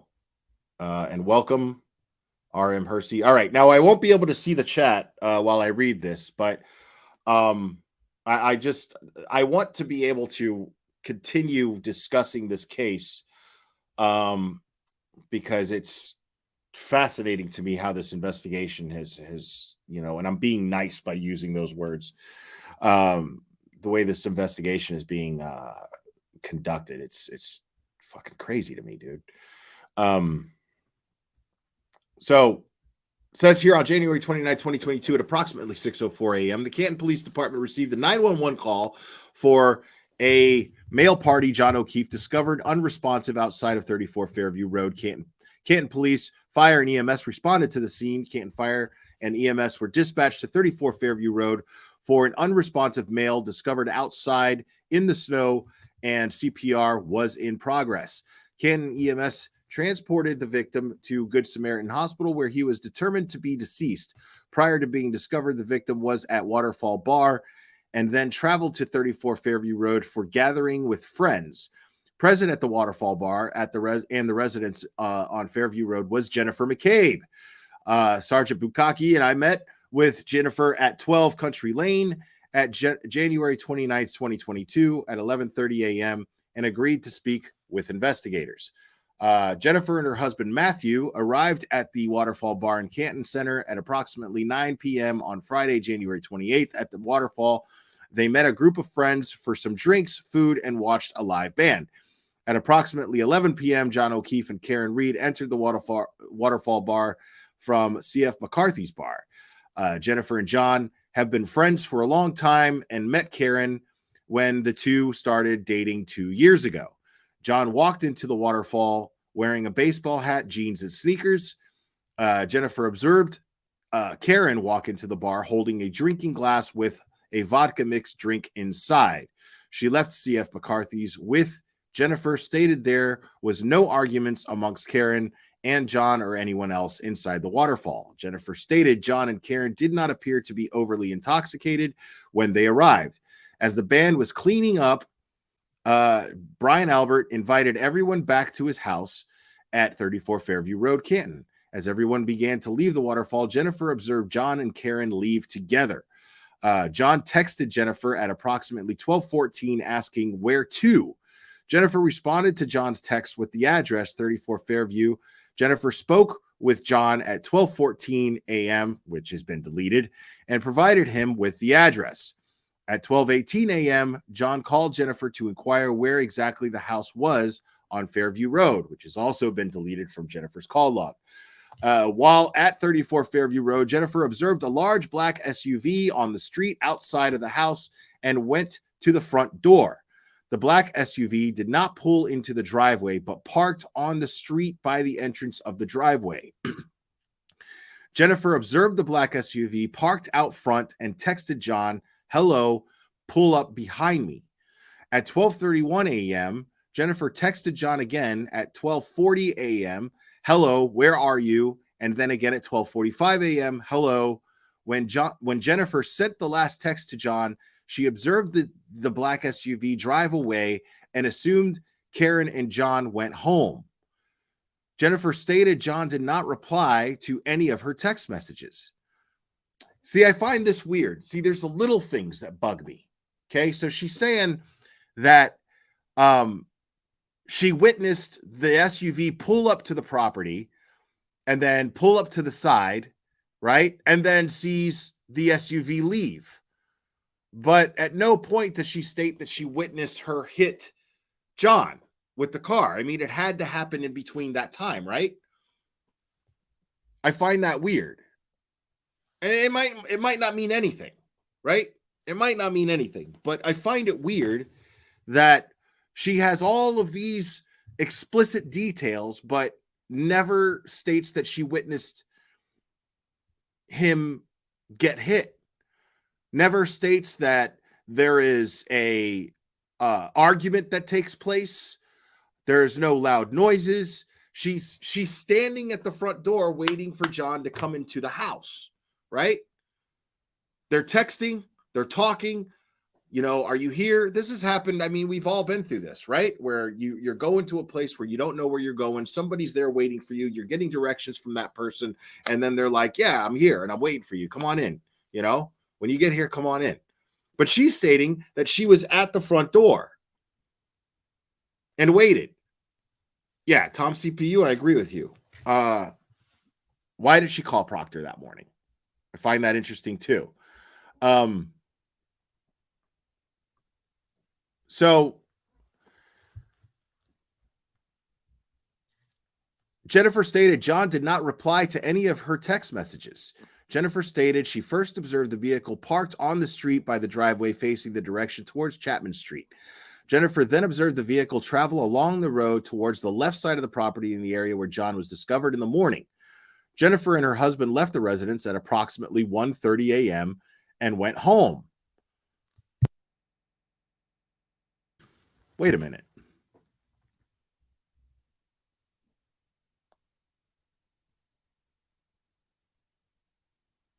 Okay. I'm probably getting ahead of myself here, but they went home at approximately 4:53 a.m. on January 29th. Jennifer received a call from John's niece, Kaylee. Karen was on the phone, hysterical and looking for John. Karen told Jennifer that she went home alone that night and last saw John at the Waterfall Bar. Jennifer had to correct Karen and told her that they left the Waterfall Bar together and went to 34 Fairview Road. Jennifer told Karen to come to her house on Country Lane and they will go look for John together.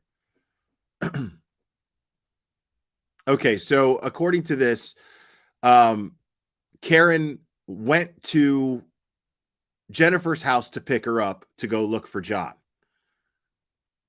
Karen arrived at Jennifer's house in her black Lexus SUV. Jennifer stated she drove Karen's car back to John's house where Carrie Roberts met them. While driving back to John's house, Karen stated to Jennifer, "Could I have hit him? Did I hit him?" So in Jennifer's own words, being the star witness, she's stating right here in this official statement that it was in the form of a question, the way that Karen confirmed on Dateline, right? Now, supposedly she had said this in front of the EMTs, right? But she's saying that this happened while they were looking for John. Jennifer stated she observed a broken, cracked right tail light to Karen's SUV. This is where things get interesting. Once Karen, Jennifer, and Carrie arrived at John's house, they looked at the broken tail light. Jennifer stated she observed a broken, cracked right tail light on Karen's SUV. Now, how is that possible if when we see the footage, let me pull this up real quick. Hold on a second.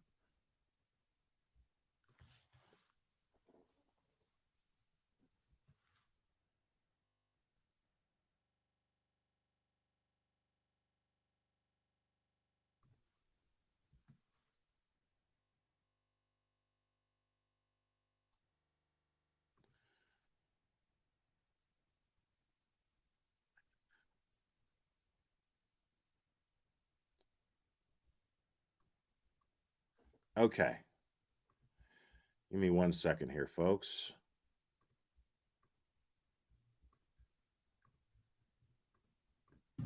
Reed was staying the night. So this is what the video, here, look, here it is, Vinny.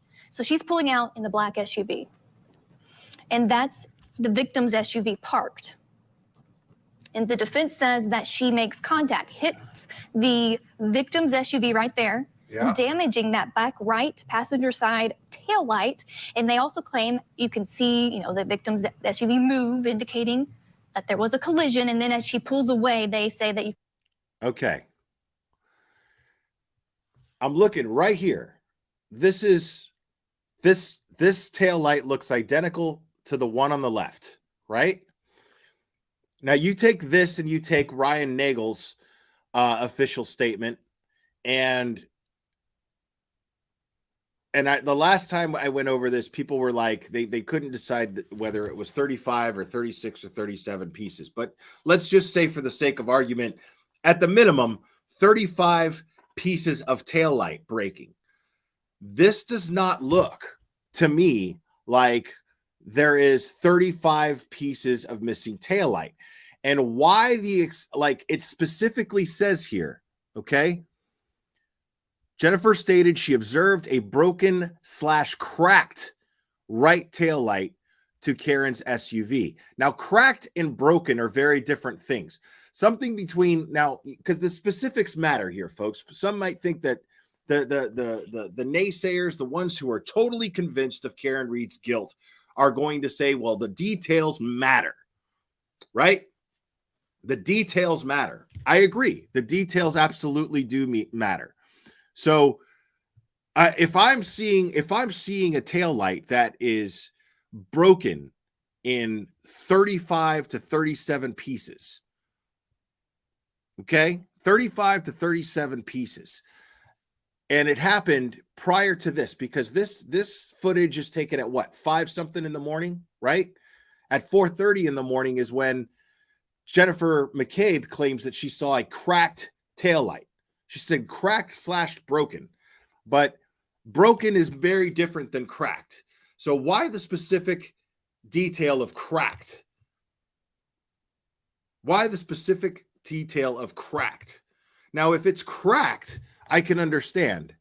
If it's cracked, I can understand this video being somewhat whatever. But 35 to 37 pieces of the taillight, and they're already under John, because that's what I'm saying is one could argue that, okay, let's say that at 5 in the morning, it was only cracked. She went over some bumps in the road, and then the tail light, because of the crack, fell apart into all these different pieces.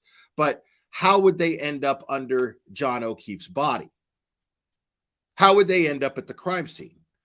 Because if the tail light broke into 35 to 37 pieces, and all these pieces were recovered at the crime scene, that would mean that the tail light is fucking broken. It's absolutely fucking broken, right? Not cracked, broken. And 35 to 37 pieces of a tail light means that there's basically no more tail light left. We're going to see not a red illuminated tail light. We're going to see a white illuminated tail light. Just plain white. Destroyed. Exactly, Tom CPU. Destroyed. So right there, Jennifer McCabe is fucking lying as far as I'm concerned. Just 100% lying.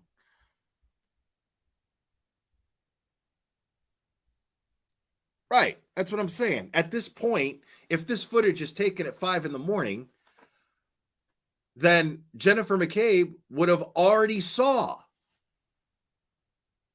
this taillight in all of these pieces. She wouldn't have said cracked. It wouldn't have been quoted as cracked. It would have been broken. A broken taillight.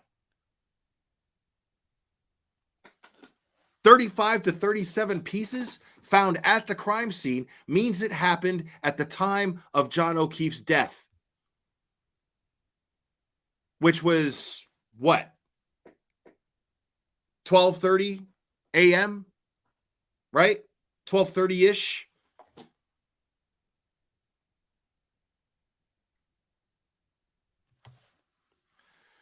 And yeah, somebody corrected me when I went over the recording of the tow truck driver. Somebody corrected me. I thought that the car, the SUV was towed from the crime scene. Someone corrected me in my comments and said that it was towed from her house.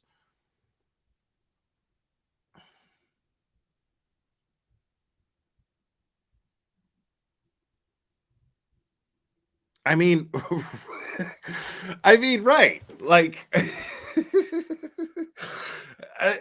how Turtle Boy is saying, I love how these idiots now say that Karen put the car there on purpose and intentionally backed into it to explain the broken taillight.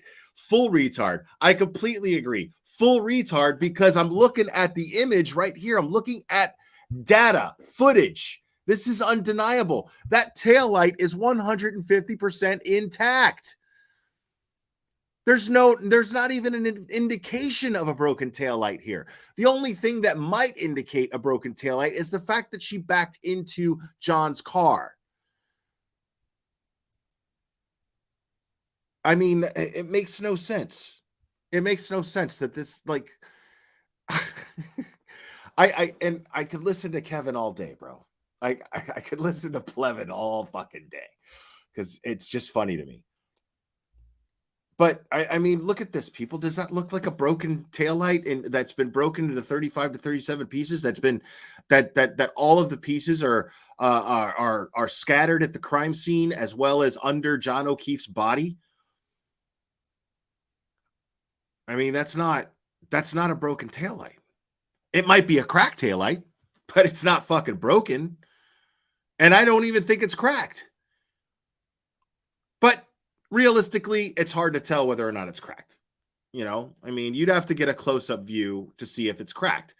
But if it were cracked and then it broke later, right?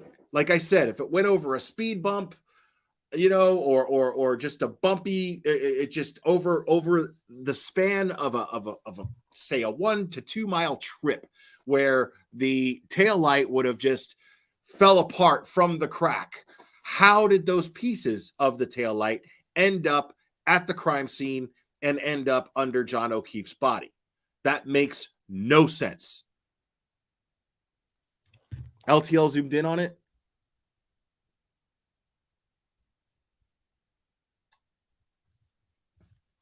Sid Proctor put the taillight pieces in a red Solo cup. I mean, that just doesn't make sense, man. So let's go back to this, okay? Because that to me is so much.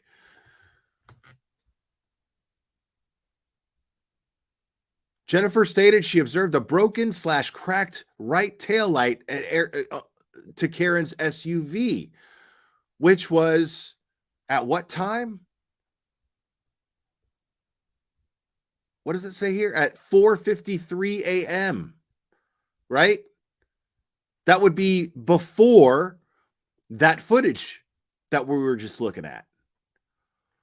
So it goes on to say Jennifer and Karen got into Carrie's vehicle to go look for John. Karen was in the back seat and Jennifer sat in the front passenger seat. Jennifer described the weather at this time as snowing heavily. Jennifer stated the first place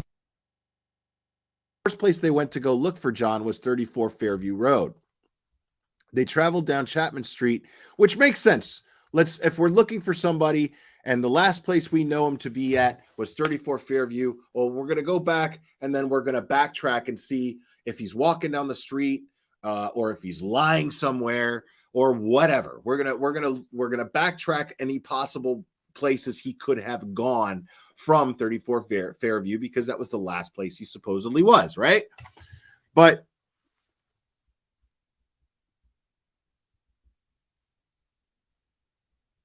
pieces of clear glass, right? I mean, none of this is consistent. None of this is consistent.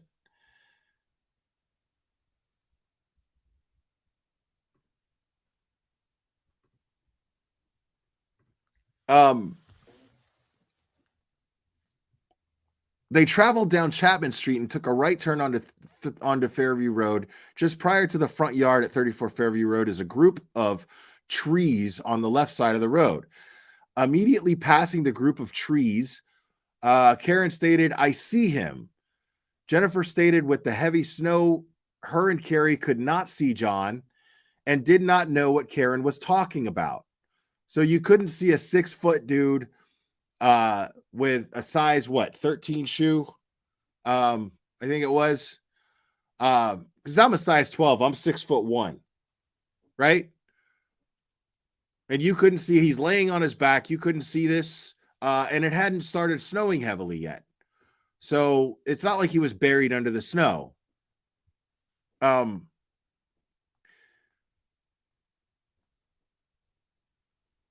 The three exited the vehicle. Carrie began wiping snow off John. Jennifer called 911, and Karen laid on top of him for warmth and stated, "Oh my God, did I hit him?" Now, this is very interesting because we heard the 911 call. We heard all of this taking place. And at no point did we hear Karen say, "Did I hit him?" At no point. We heard her screaming, "Carrie, Carrie, Carrie, Carrie." But at no point did she say in that recording, "Did I hit him?" Because, I mean, if Jennifer McCabe could hear her say that, then it would make sense that we would be able to hear that too. It's picking up what Jennifer can hear. The phone that is picking her up and picking up the recording of her it's going to pick up what she can hear. Logic would dictate that, right? I mean, at least I would think so. Now, that's not 100% proof. I don't know that for sure, but that alone right there is enough to create doubt. That recording enough is alone to create doubt. That recording alone is enough to go, well, I don't hear, do you hear Karen Reed saying, "Did I hit him?" I never heard a recording of Karen Reed saying, "Did I hit him?" At no point in that recording that we went over 100 times. I mean, dude.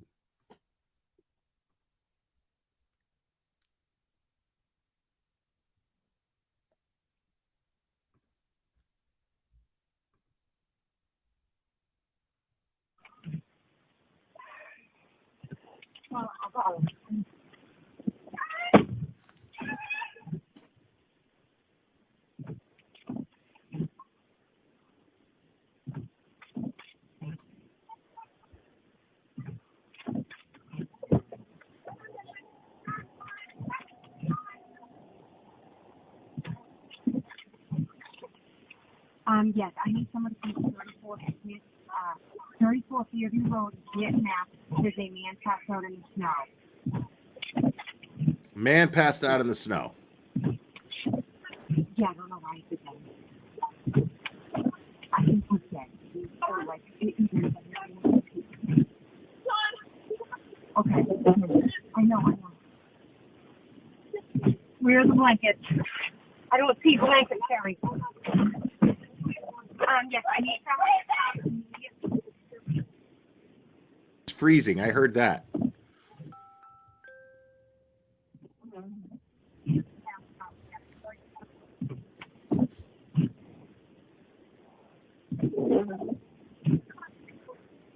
That's also an excellent point right there. Excellent point, Katie May. If she heard this, why wouldn't she say, "I think he was hit by a car"? He could have, it's possible he was hit by a car. Why wouldn't she relay this? A, why didn't she identify him as a police officer? B, why didn't she go and knock on the door and ask her sister for more blankets? C, why at no point did she do exactly what Katie May is saying here and relay to the 911 operator that it's possible he was hit by a car?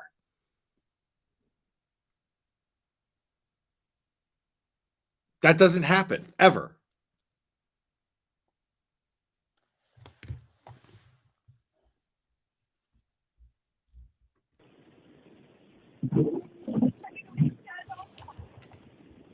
So a true response to the third floor, see if you're voting to be sent.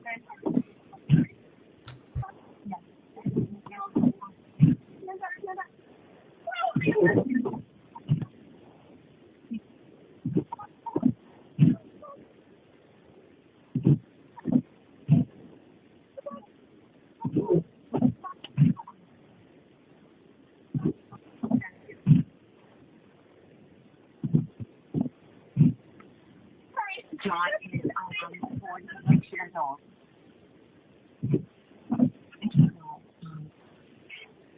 I don't know. He got out of the car and it could be an hour. Is he Carrie? Is he? I don't. I don't know.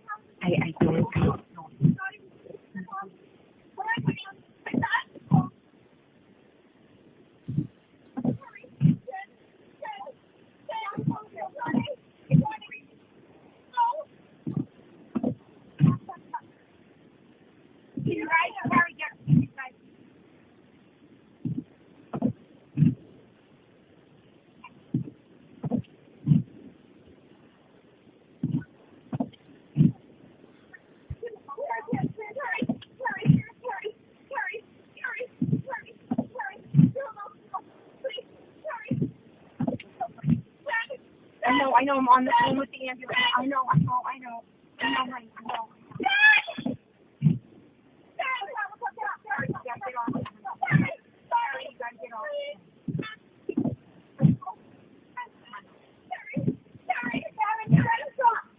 Sharon, stop. You gotta stop.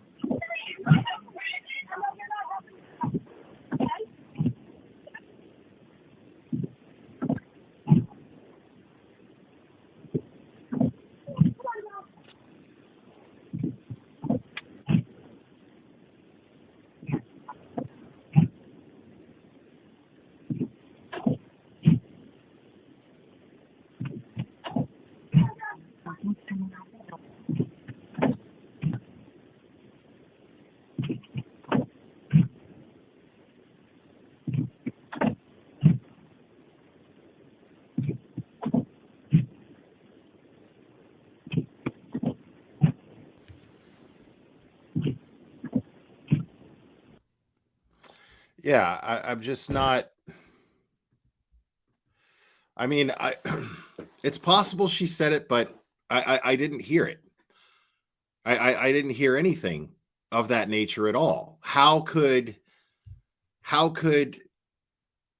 she have heard it? Because you got to also think she's on the phone with the 911 operator and she's listening to the 911 operator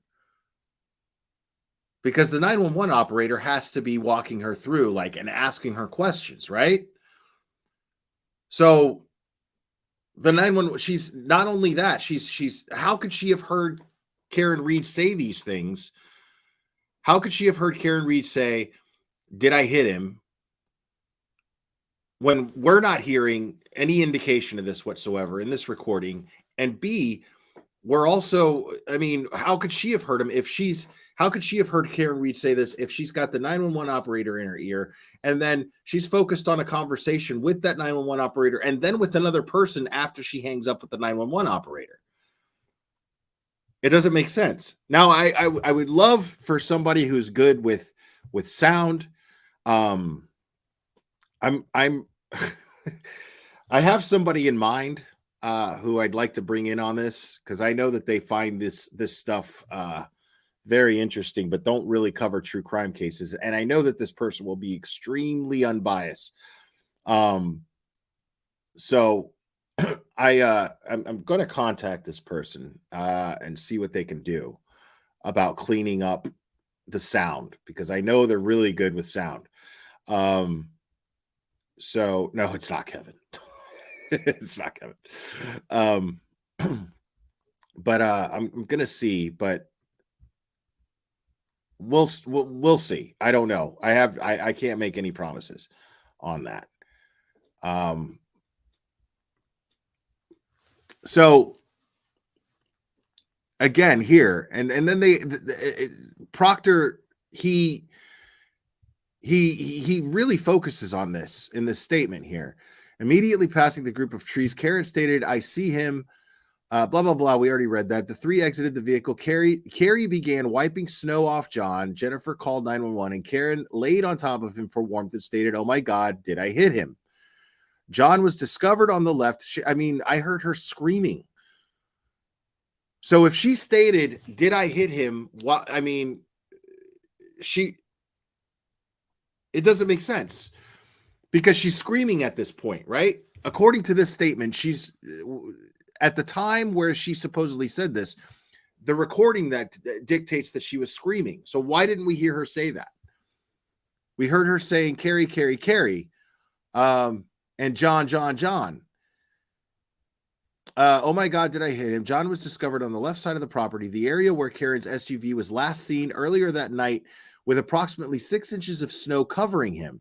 Jennifer stated Karen began mouth to mouth, and when she discovered John's blood on her face, stated, oh my God, do I have my period? What? What?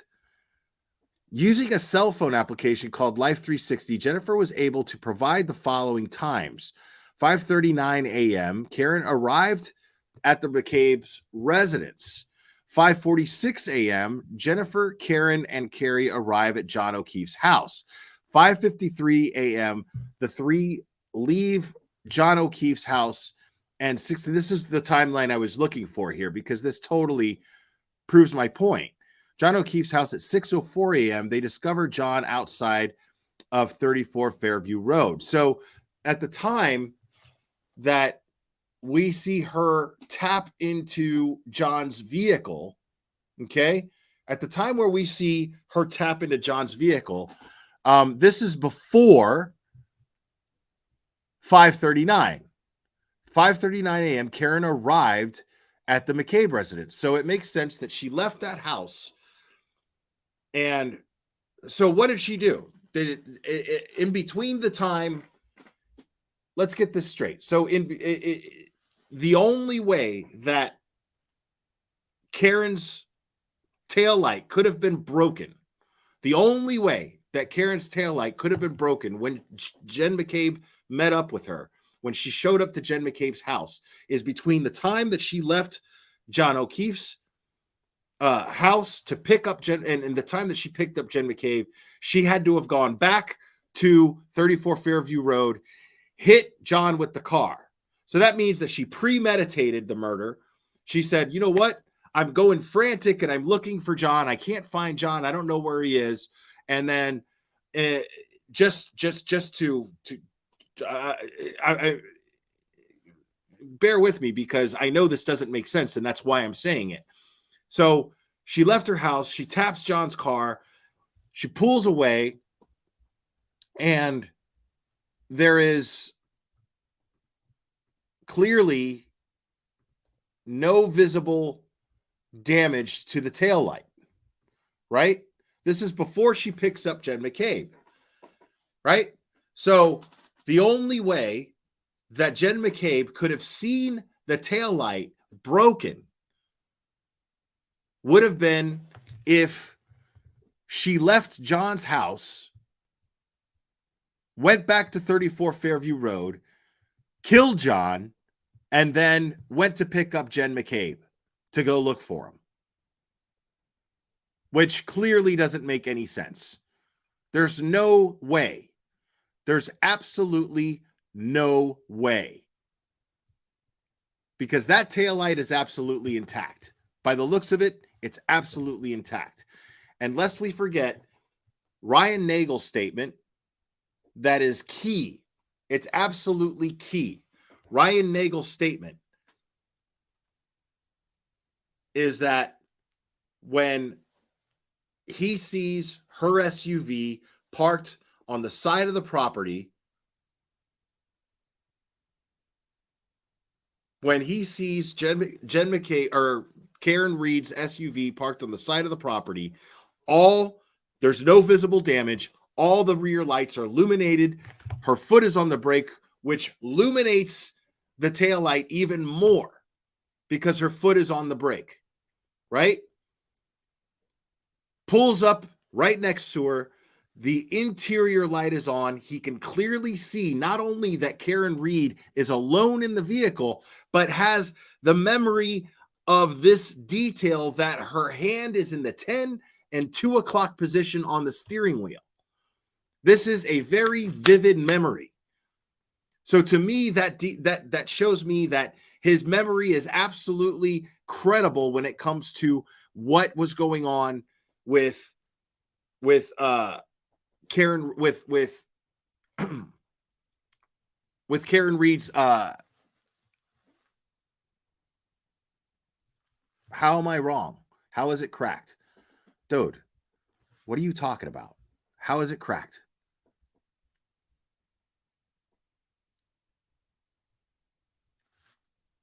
I mean, dude, all I ask when you watch this channel is that you use your eyes, bro. I'm looking at the light, bro. Are you looking at the light? Everyone in this fucking chat is looking at the light. Everyone's looking at it.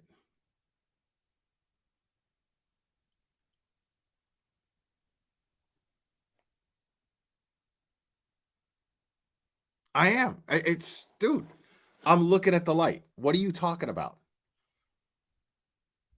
Okay, there's a small dark part. You realize you're proving your own shit wrong, right? Jeff Williams, you realize that you're proving your own shit wrong because it wouldn't be a dark part. That would only happen if there was if the light itself was broken, not the red part of the tail light, right? Maybe.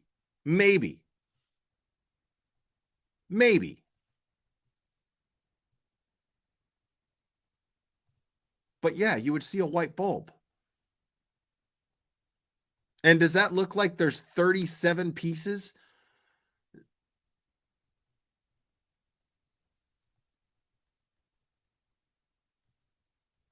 Yeah, if the bulb was out. But does that look like 37 pieces would have been on under John's under John's body?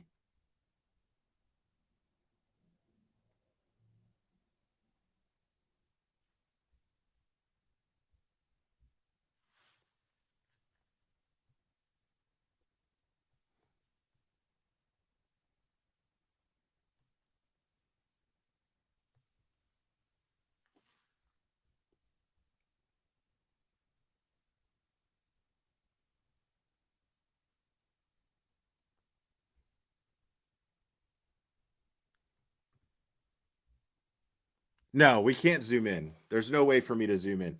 And I don't know which video LTL zoomed in on it. So I mean, we really can't have this argument until I can see it zoomed in. But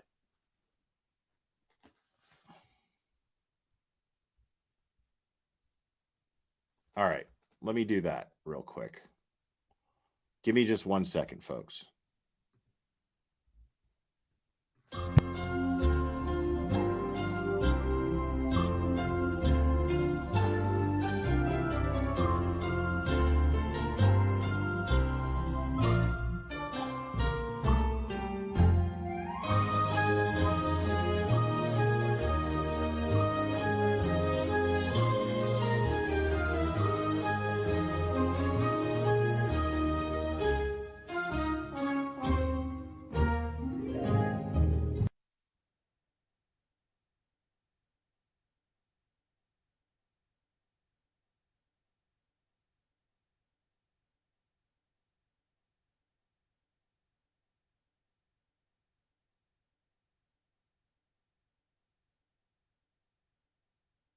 Okay, so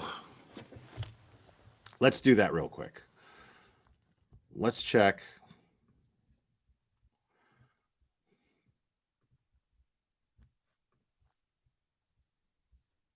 Okay, what did you say?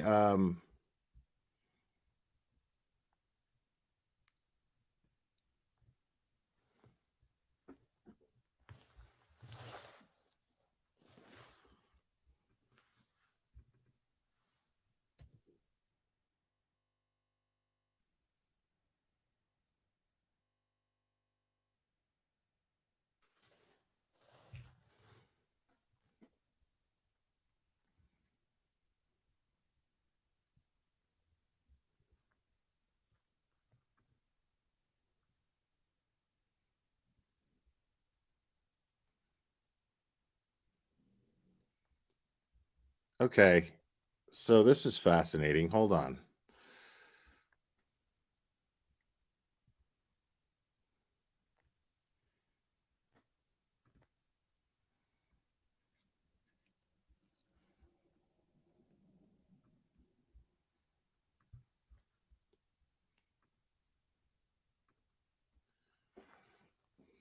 All right.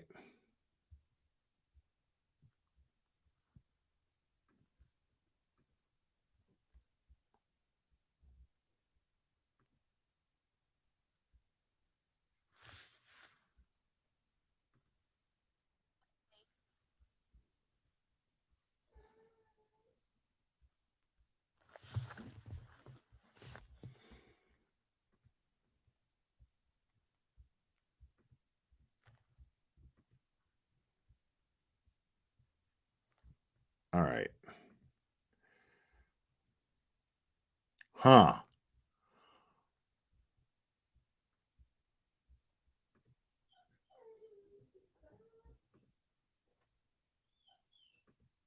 Sorry, I'm looking at this myself here. I'm making the comparison myself. I can't like switch back and forth the way that I'm doing and show it. Um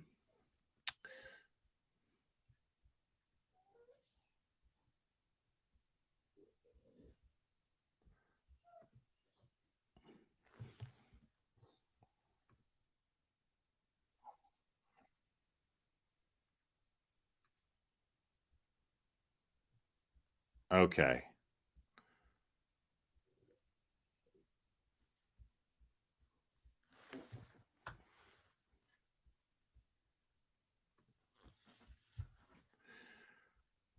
That could be cracked.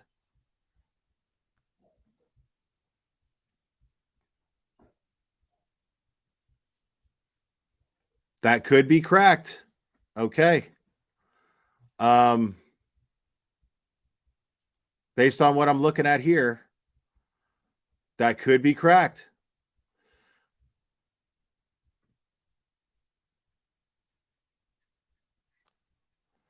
Here, let me show you guys what I'm looking at. So you guys can see right here.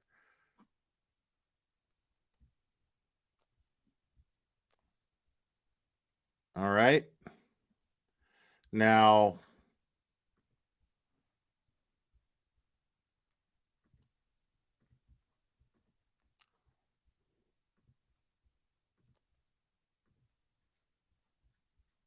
that could absolutely be cracked. And there could absolutely be 37 pieces. I stand corrected. I stand corrected. Jeff Williams, you are correct.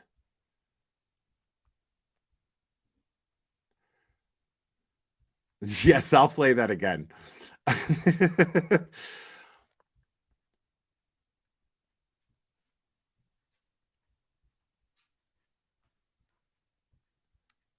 I'm not gonna. That's a stretch. I'm not gonna say that. I'm not gonna say that that's snow on there. That's no. That's too much of a stretch. Um, that's too much of a stretch. But hold on. Now,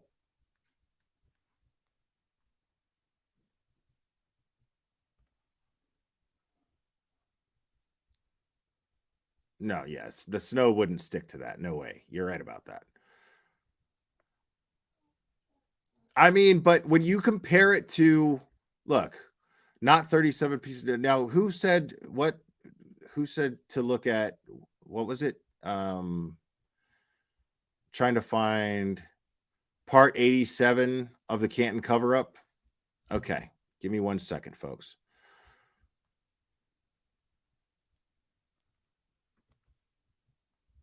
And that's LTLs, right?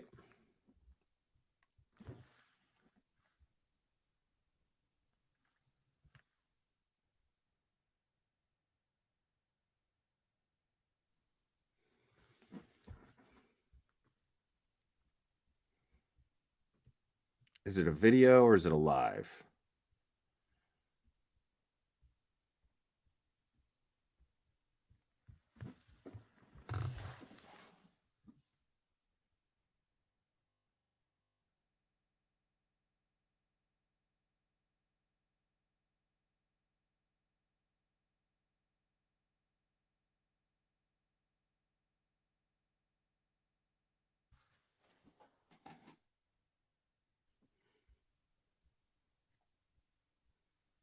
I'm not seeing a part 87 of Canton cover up.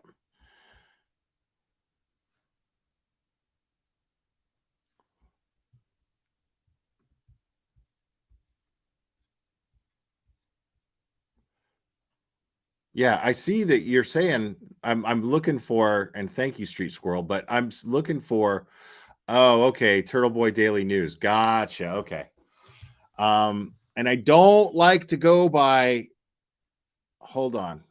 All right, hold on a second. Let me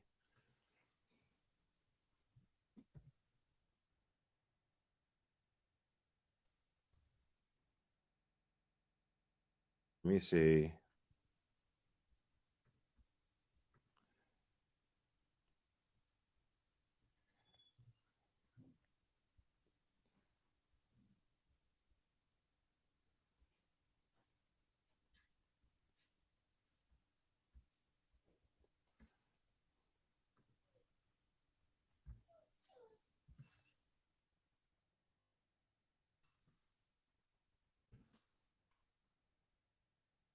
There we go. Okay, I found it.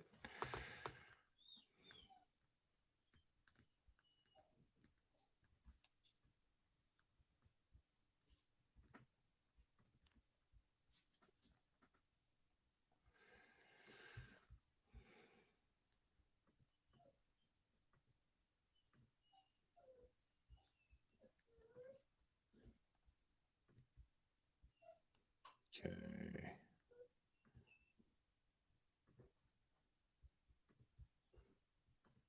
All right, here we go. Yeah, I know. Clubber is getting restless.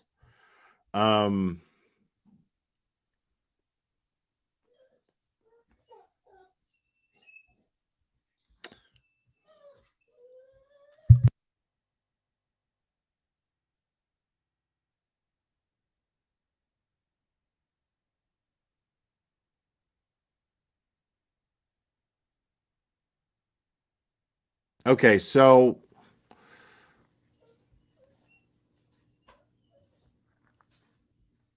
let me see what Turtle Boy said here.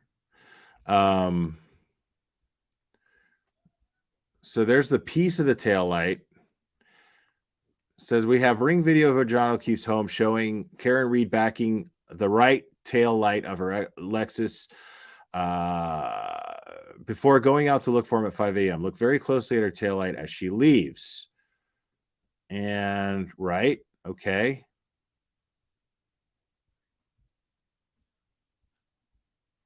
There's definitely a small piece of the taillight missing, but when she hits the brakes, it illuminates perfectly. Okay. So, okay.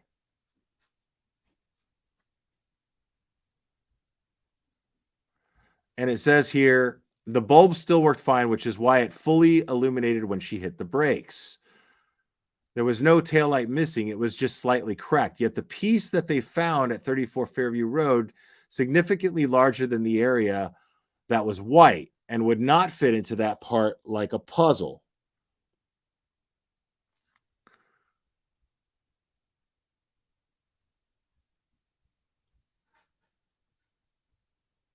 The very far upper right of the taillight, the piece of the taillight found at Fairview Road came from right here. Okay. But the piece of the taillight that appears to be cracked or missing from the ring video is right here, which, okay.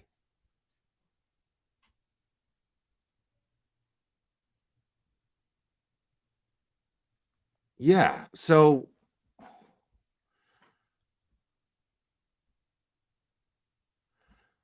yeah, this is all kinds of fucked up.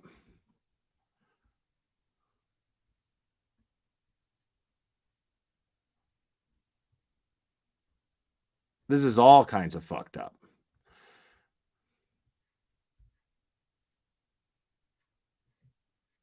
Yeah, that top corner right here. Yeah, you could see where it curves, right? You could see where it's a curvature, where it curves right here, which would come from that very top part, which is what's circled here in this image.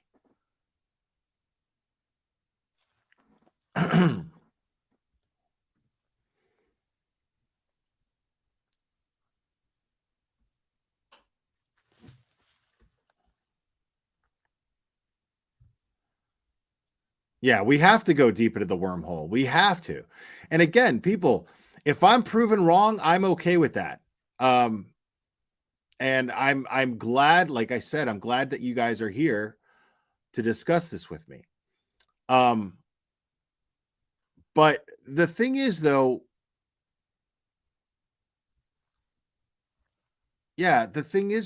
is sorry, I'm looking at chat too here.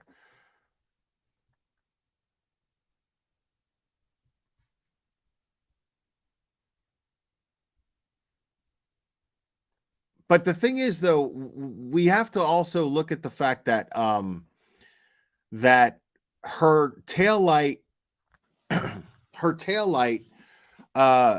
pieces of it being found at the crime scene. I mean, again, I have to play devil's advocate here, folks. The pieces found at the crime scene, if she broke the taillight on John's car, then if she broke the taillight on John's car, then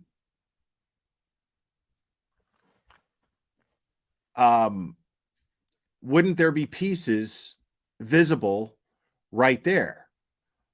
You know what I mean? Like, if that part of the taillight is actually missing, right? If that part of the taillight is actually missing,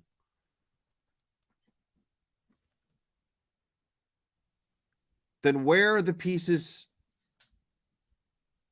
at the scene where she, where are the pieces that are seen, that are missing at the scene where,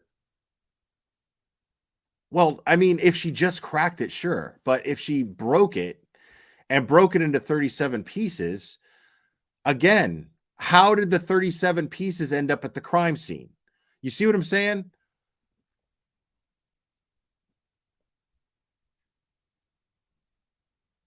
So the prosecution could absolutely say, because you're looking right here. I mean, look, there's no pieces of the taillight right there. She's driving away. You would see that.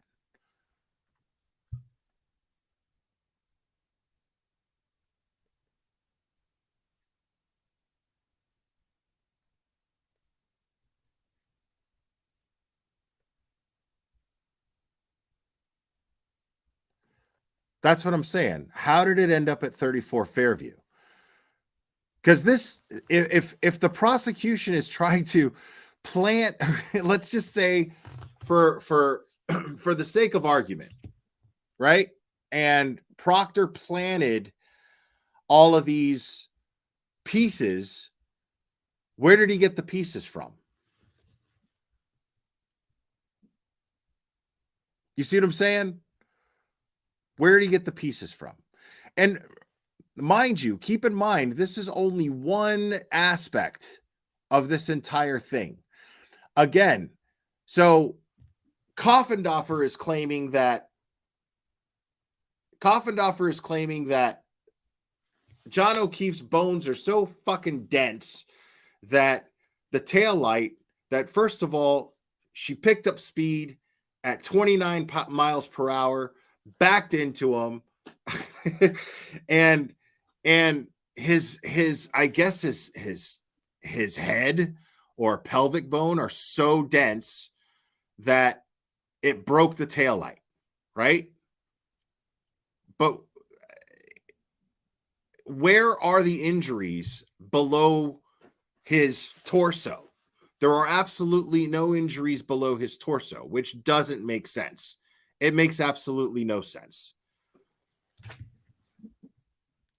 And you have the tow truck driver who claims that there was no damage to the car. And if there was damage to the car, they would have taken pictures, right? So why was there no damage to the car when it was towed? Now, I mean, again, I could see how anyone could say that this, we're going to have to wait till trial when it comes to this taillight incident.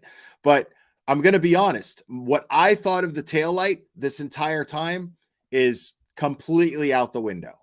But that's just what I thought of the taillight. You know what I mean? So what I thought about the taillight is completely out the window.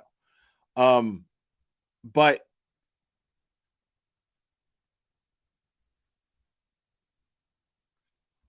I still at the same time, I don't see how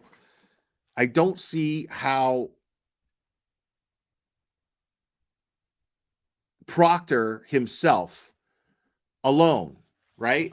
How they can present this to a jury and say, okay, well, I went back this time, and then I went back a second time, found pieces. Then I went back a third time, found pieces. Then I went back a fourth time, found pieces. And then I went back a fifth time and found more pieces of the taillight. But there was no crime scene. There was no tape. There was no crime scene investigative unit that found pieces of the taillight. Proctor found all the pieces of the taillight, supposedly, right? Oh, Tom CPU. What I thought before, honestly, was that the taillight was totally intact driving away from here. And I'm not saying it's not completely intact. I'm saying I could see how people are saying it's not intact. I can't see close enough. Now, it sure as shit looks like there could be a piece missing. But that's going to be up to a jury to decide. That's going to be up to the experts to decide. But my personal observation of this is definitely corrected.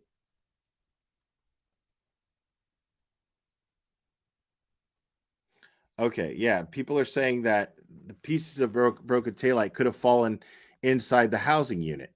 But again, if they fell inside of the housing unit, then how did they end up at the crime scene?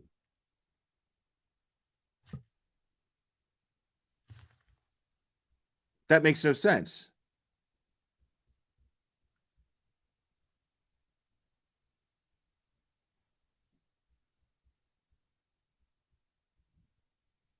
Well, we don't know. I don't think we know how many pieces were actually found inside the housing of her taillight. I don't know. Nobody does. At least I don't think so.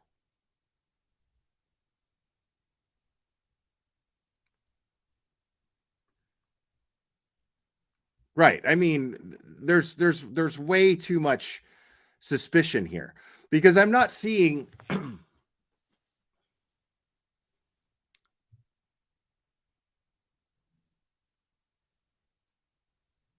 Yeah, no, I totally believe that he got in that he got in a fight in that house. I totally believe that. And I totally believe that I totally believe Ryan Nagel's statement that the lights were intact, that the car was intact when he saw he saw Karen Reed inside the vehicle with her hands at 10 and 2 on the steering wheel, and John O'Keefe was not in the vehicle.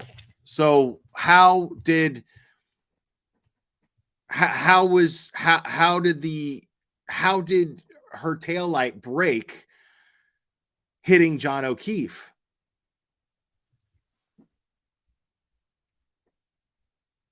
Right. He had no dog in the fight. He had no reason to lie. Why would he be so specific about her position in the position on the steering wheel? Her hand position on the steering wheel. Why would he be so specific about this? As well as being specific about the car being absolutely intact, as well as the time in which he got there.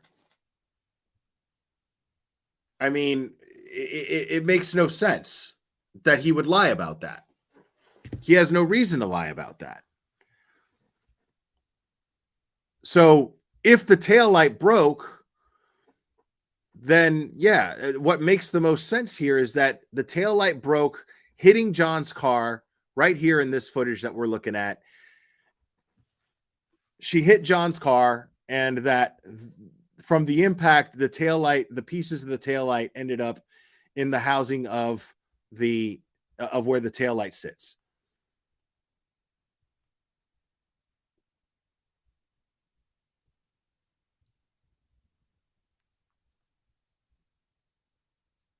So I don't understand. Like, I mean, it doesn't make sense that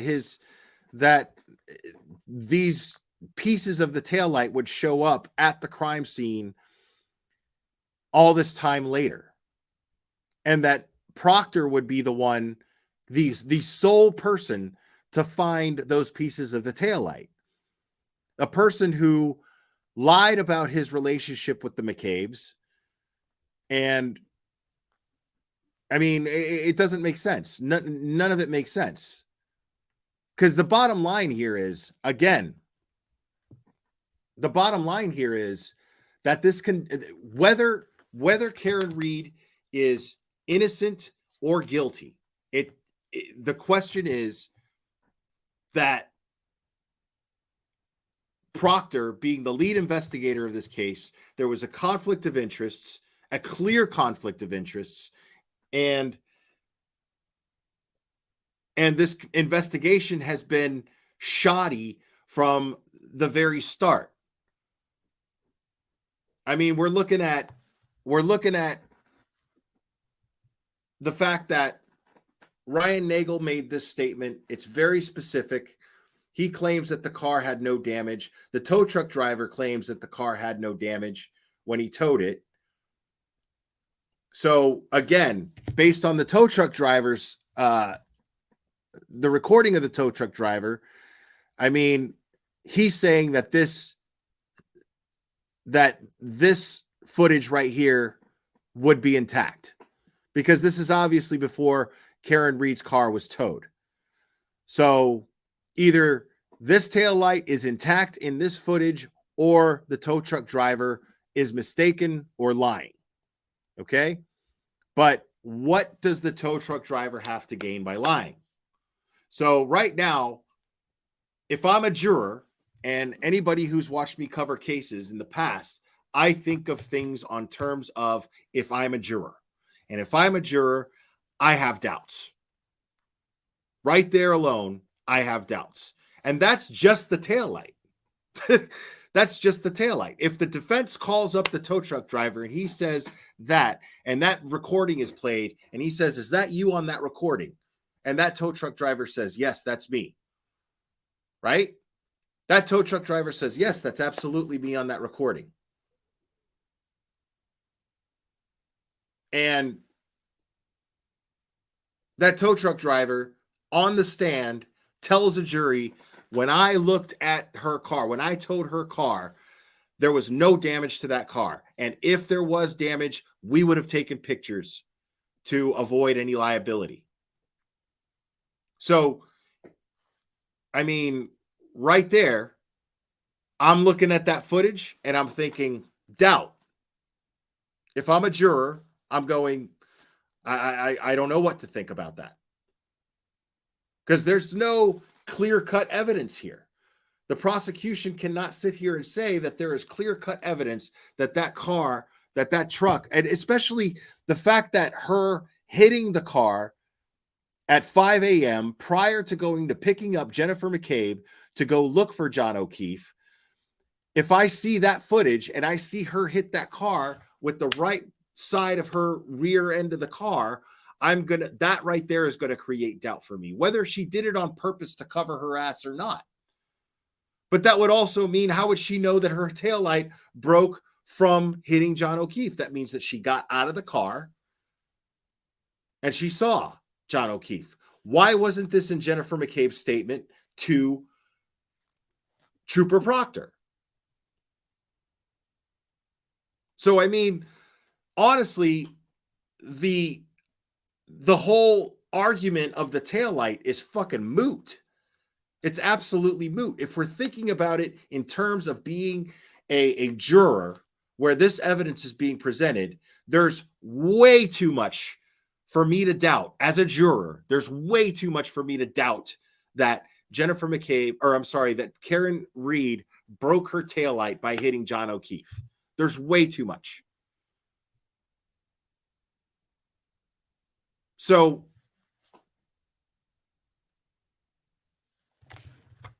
I mean, yeah, like it's so easy for a defense attorney to create to just shoot down the taillight situation to a jury.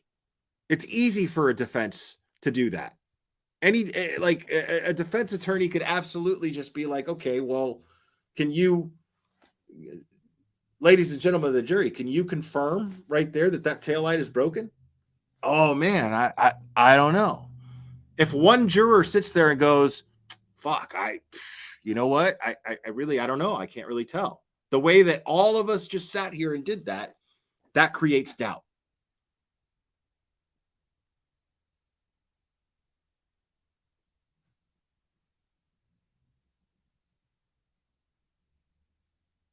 So, I mean, but again, what part of his body did the taillight hit?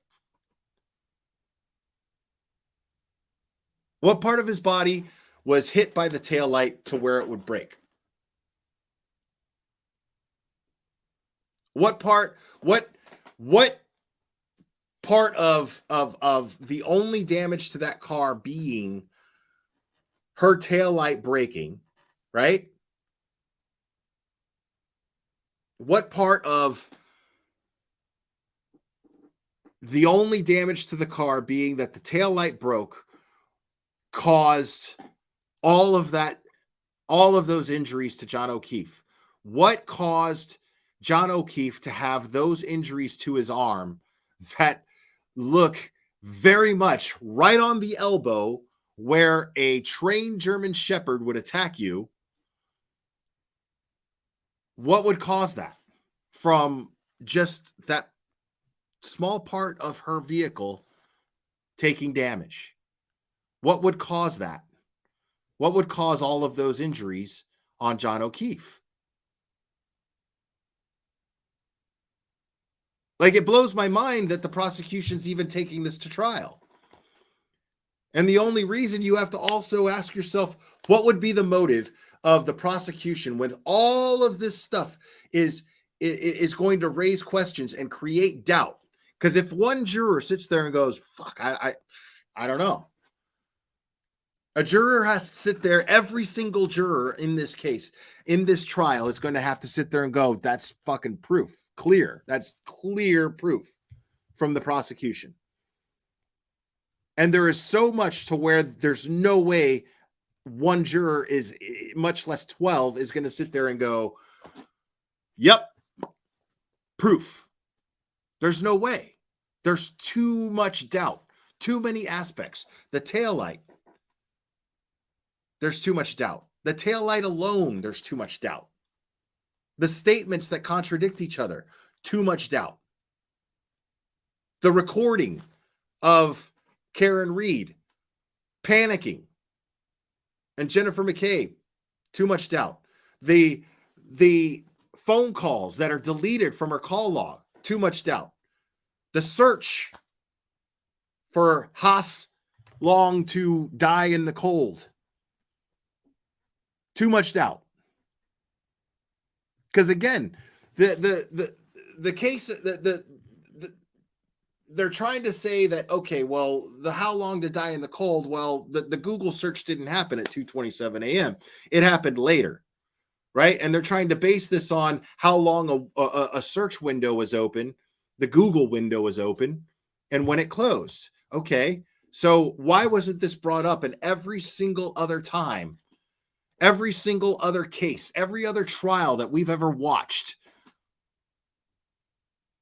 every other trial that we've ever watched where Celebrite is used, all of a sudden, what are they going to do? Are they going to reopen every other case where those searches were valid? Where those searches were proof, time-stamped and proof? I mean, is that what they're going to do? Are they going to reopen every single one of those cases if they try to use that defense or I'm sorry, if they try to use that as proof to prosecute someone, to throw somebody in prison for the rest of their life. I mean, well, Donovan, see, that's the thing. That's why there's a jury made up of 12, because all 12 have to unanimously agree that this has been proven beyond a reasonable doubt. There's no way you're going to get 12 people. There's no way you're going to get 12 people to not ask questions. That at least one of them isn't going to go, there's no way. I can't sit here and definitively say that this woman is guilty. There's too many questions. There's too much doubt. And usually, in every other case, if there's even a hint of this, the prosecution will not seek prosecution. They won't go after it.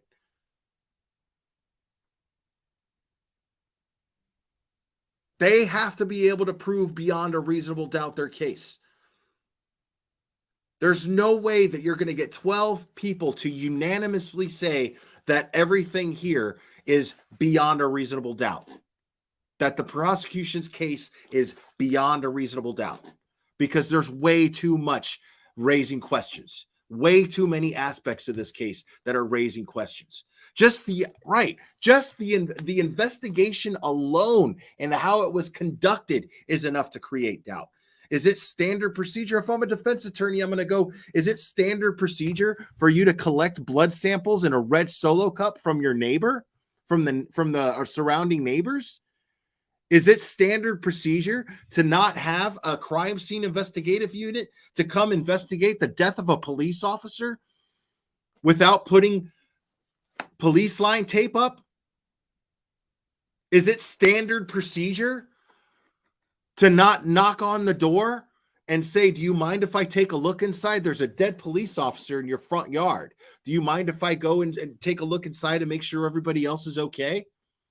Is it standard procedure to not have a crime scene unit come out and investigate until 12 hours later?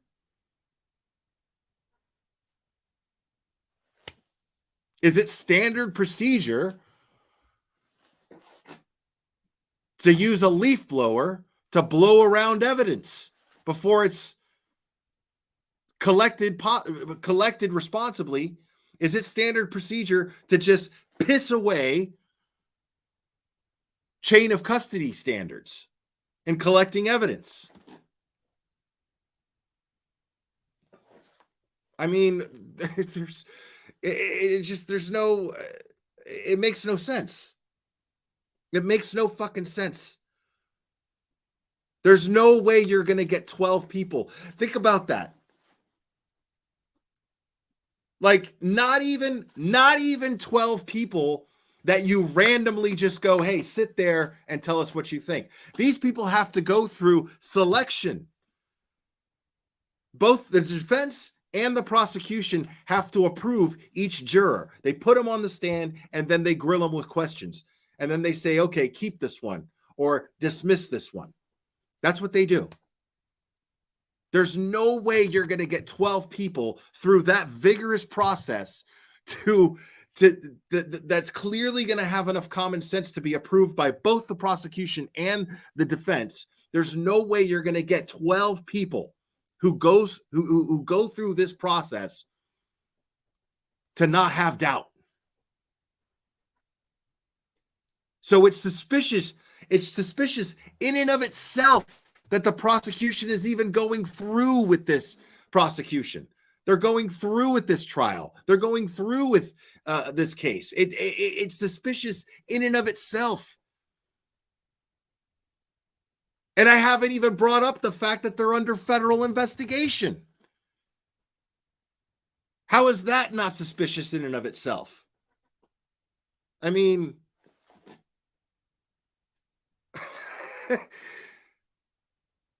I just don't understand how people can say Karen Reed is absolutely guilty when all of these things are a factor.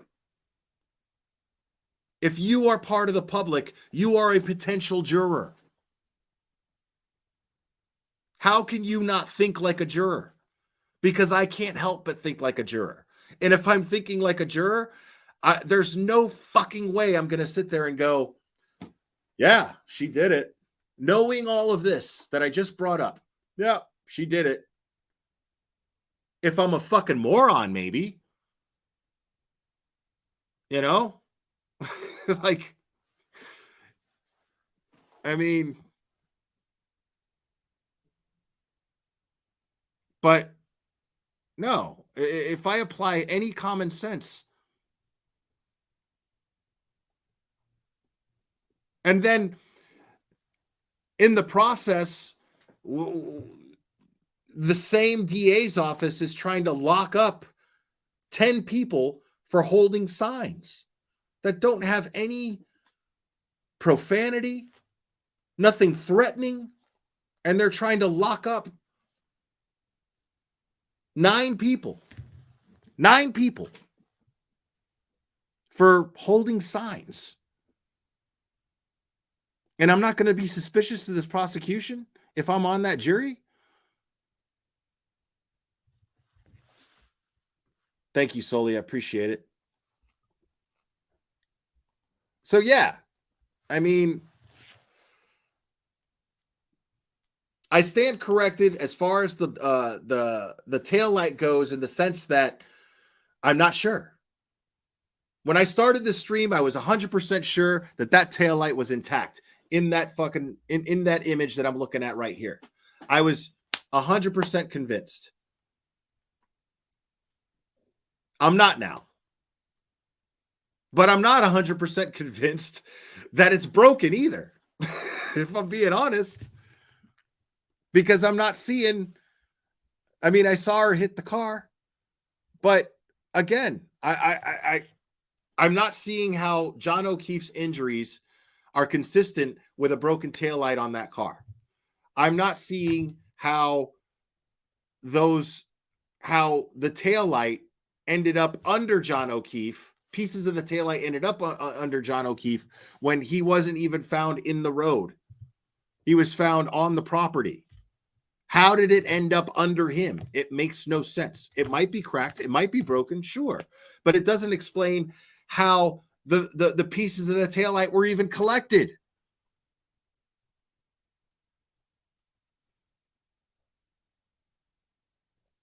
All of these things matter. All of these details matter. So the point of whether or not that taillight right there is intact or not is fucking moot.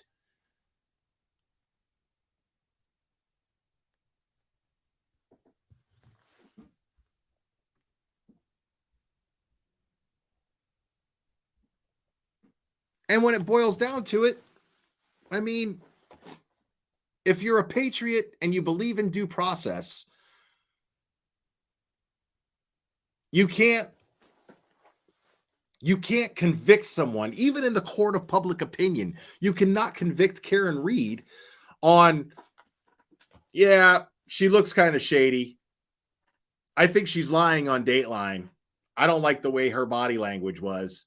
You can't convict somebody, even in the court of public opinion, to do that. It's irresponsible. So, I mean,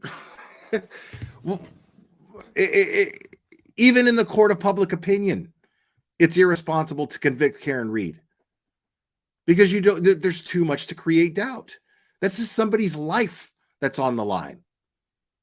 If you are an American and you believe in our justice system and you believe in due process, you cannot convict Karen Reed, especially if you're a former FBI agent who has taken an oath to uphold the Constitution, like Jennifer Coffendorfer, like Bill Cannon. It's just irresponsible.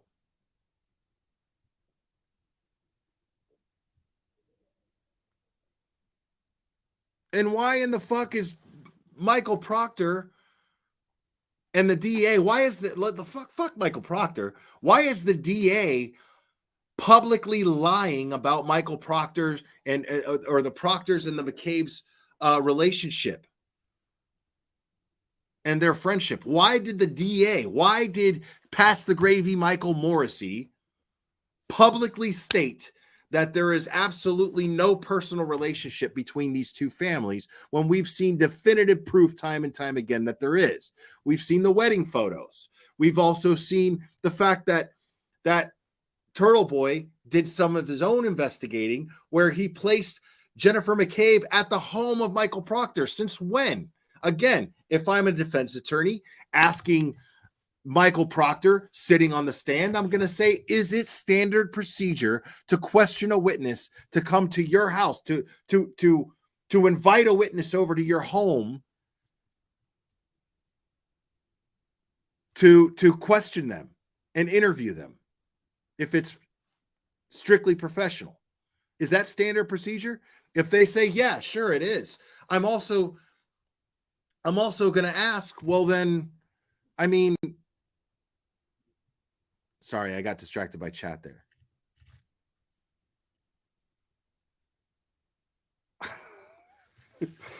I'm also going to ask if it's standard procedure. Okay, you're saying it's standard procedure, Trooper Proctor. Then why is it that you stated in your charges against Turtle Boy when asked about you're feeling intimidated that the reason why the two of you were getting together was for social reasons? Didn't you say that your wives were comforting each other because you both felt intimidated by this blogger, by this YouTuber? You felt intimidated by him, so you were comforting each other, and that was the reason for it. So either it's standard procedure or it's not. So either it was you were seeing each other professionally or you were seeing each other socially. You were hanging out with a key witness in a murder case on a professional level, but yet you told when you in order to feel victimized, in order to come off as being victims of harassment, you stated that it was social because you were comforting each other. There was a personal why. If there's no personal relationship between the two of you, why did you feel so comfortable as to bond? Why did your wives feel comfortable to bond with each other as victims of a blogger intimidating you?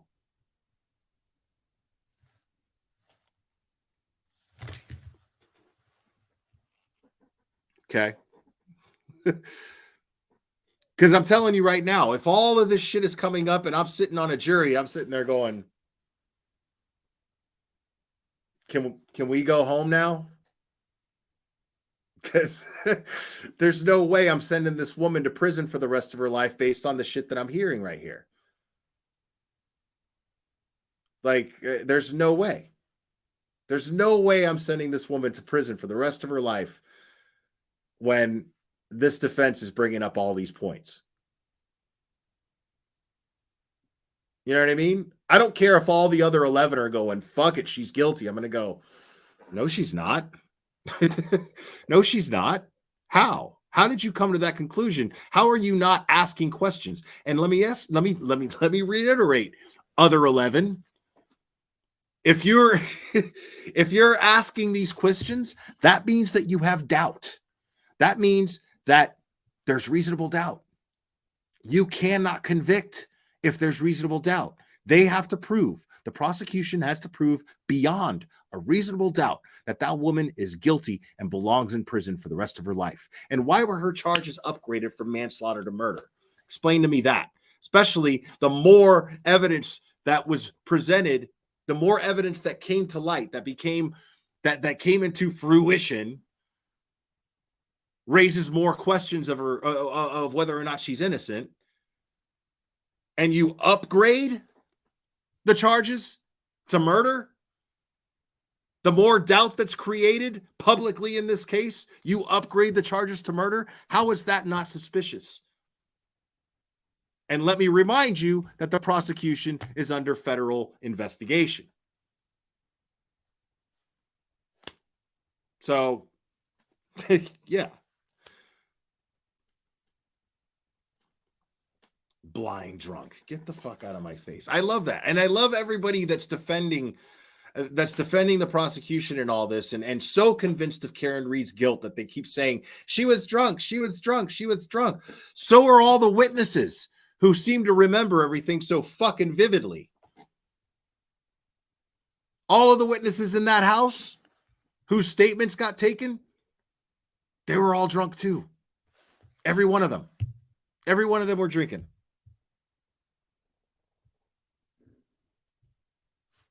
So,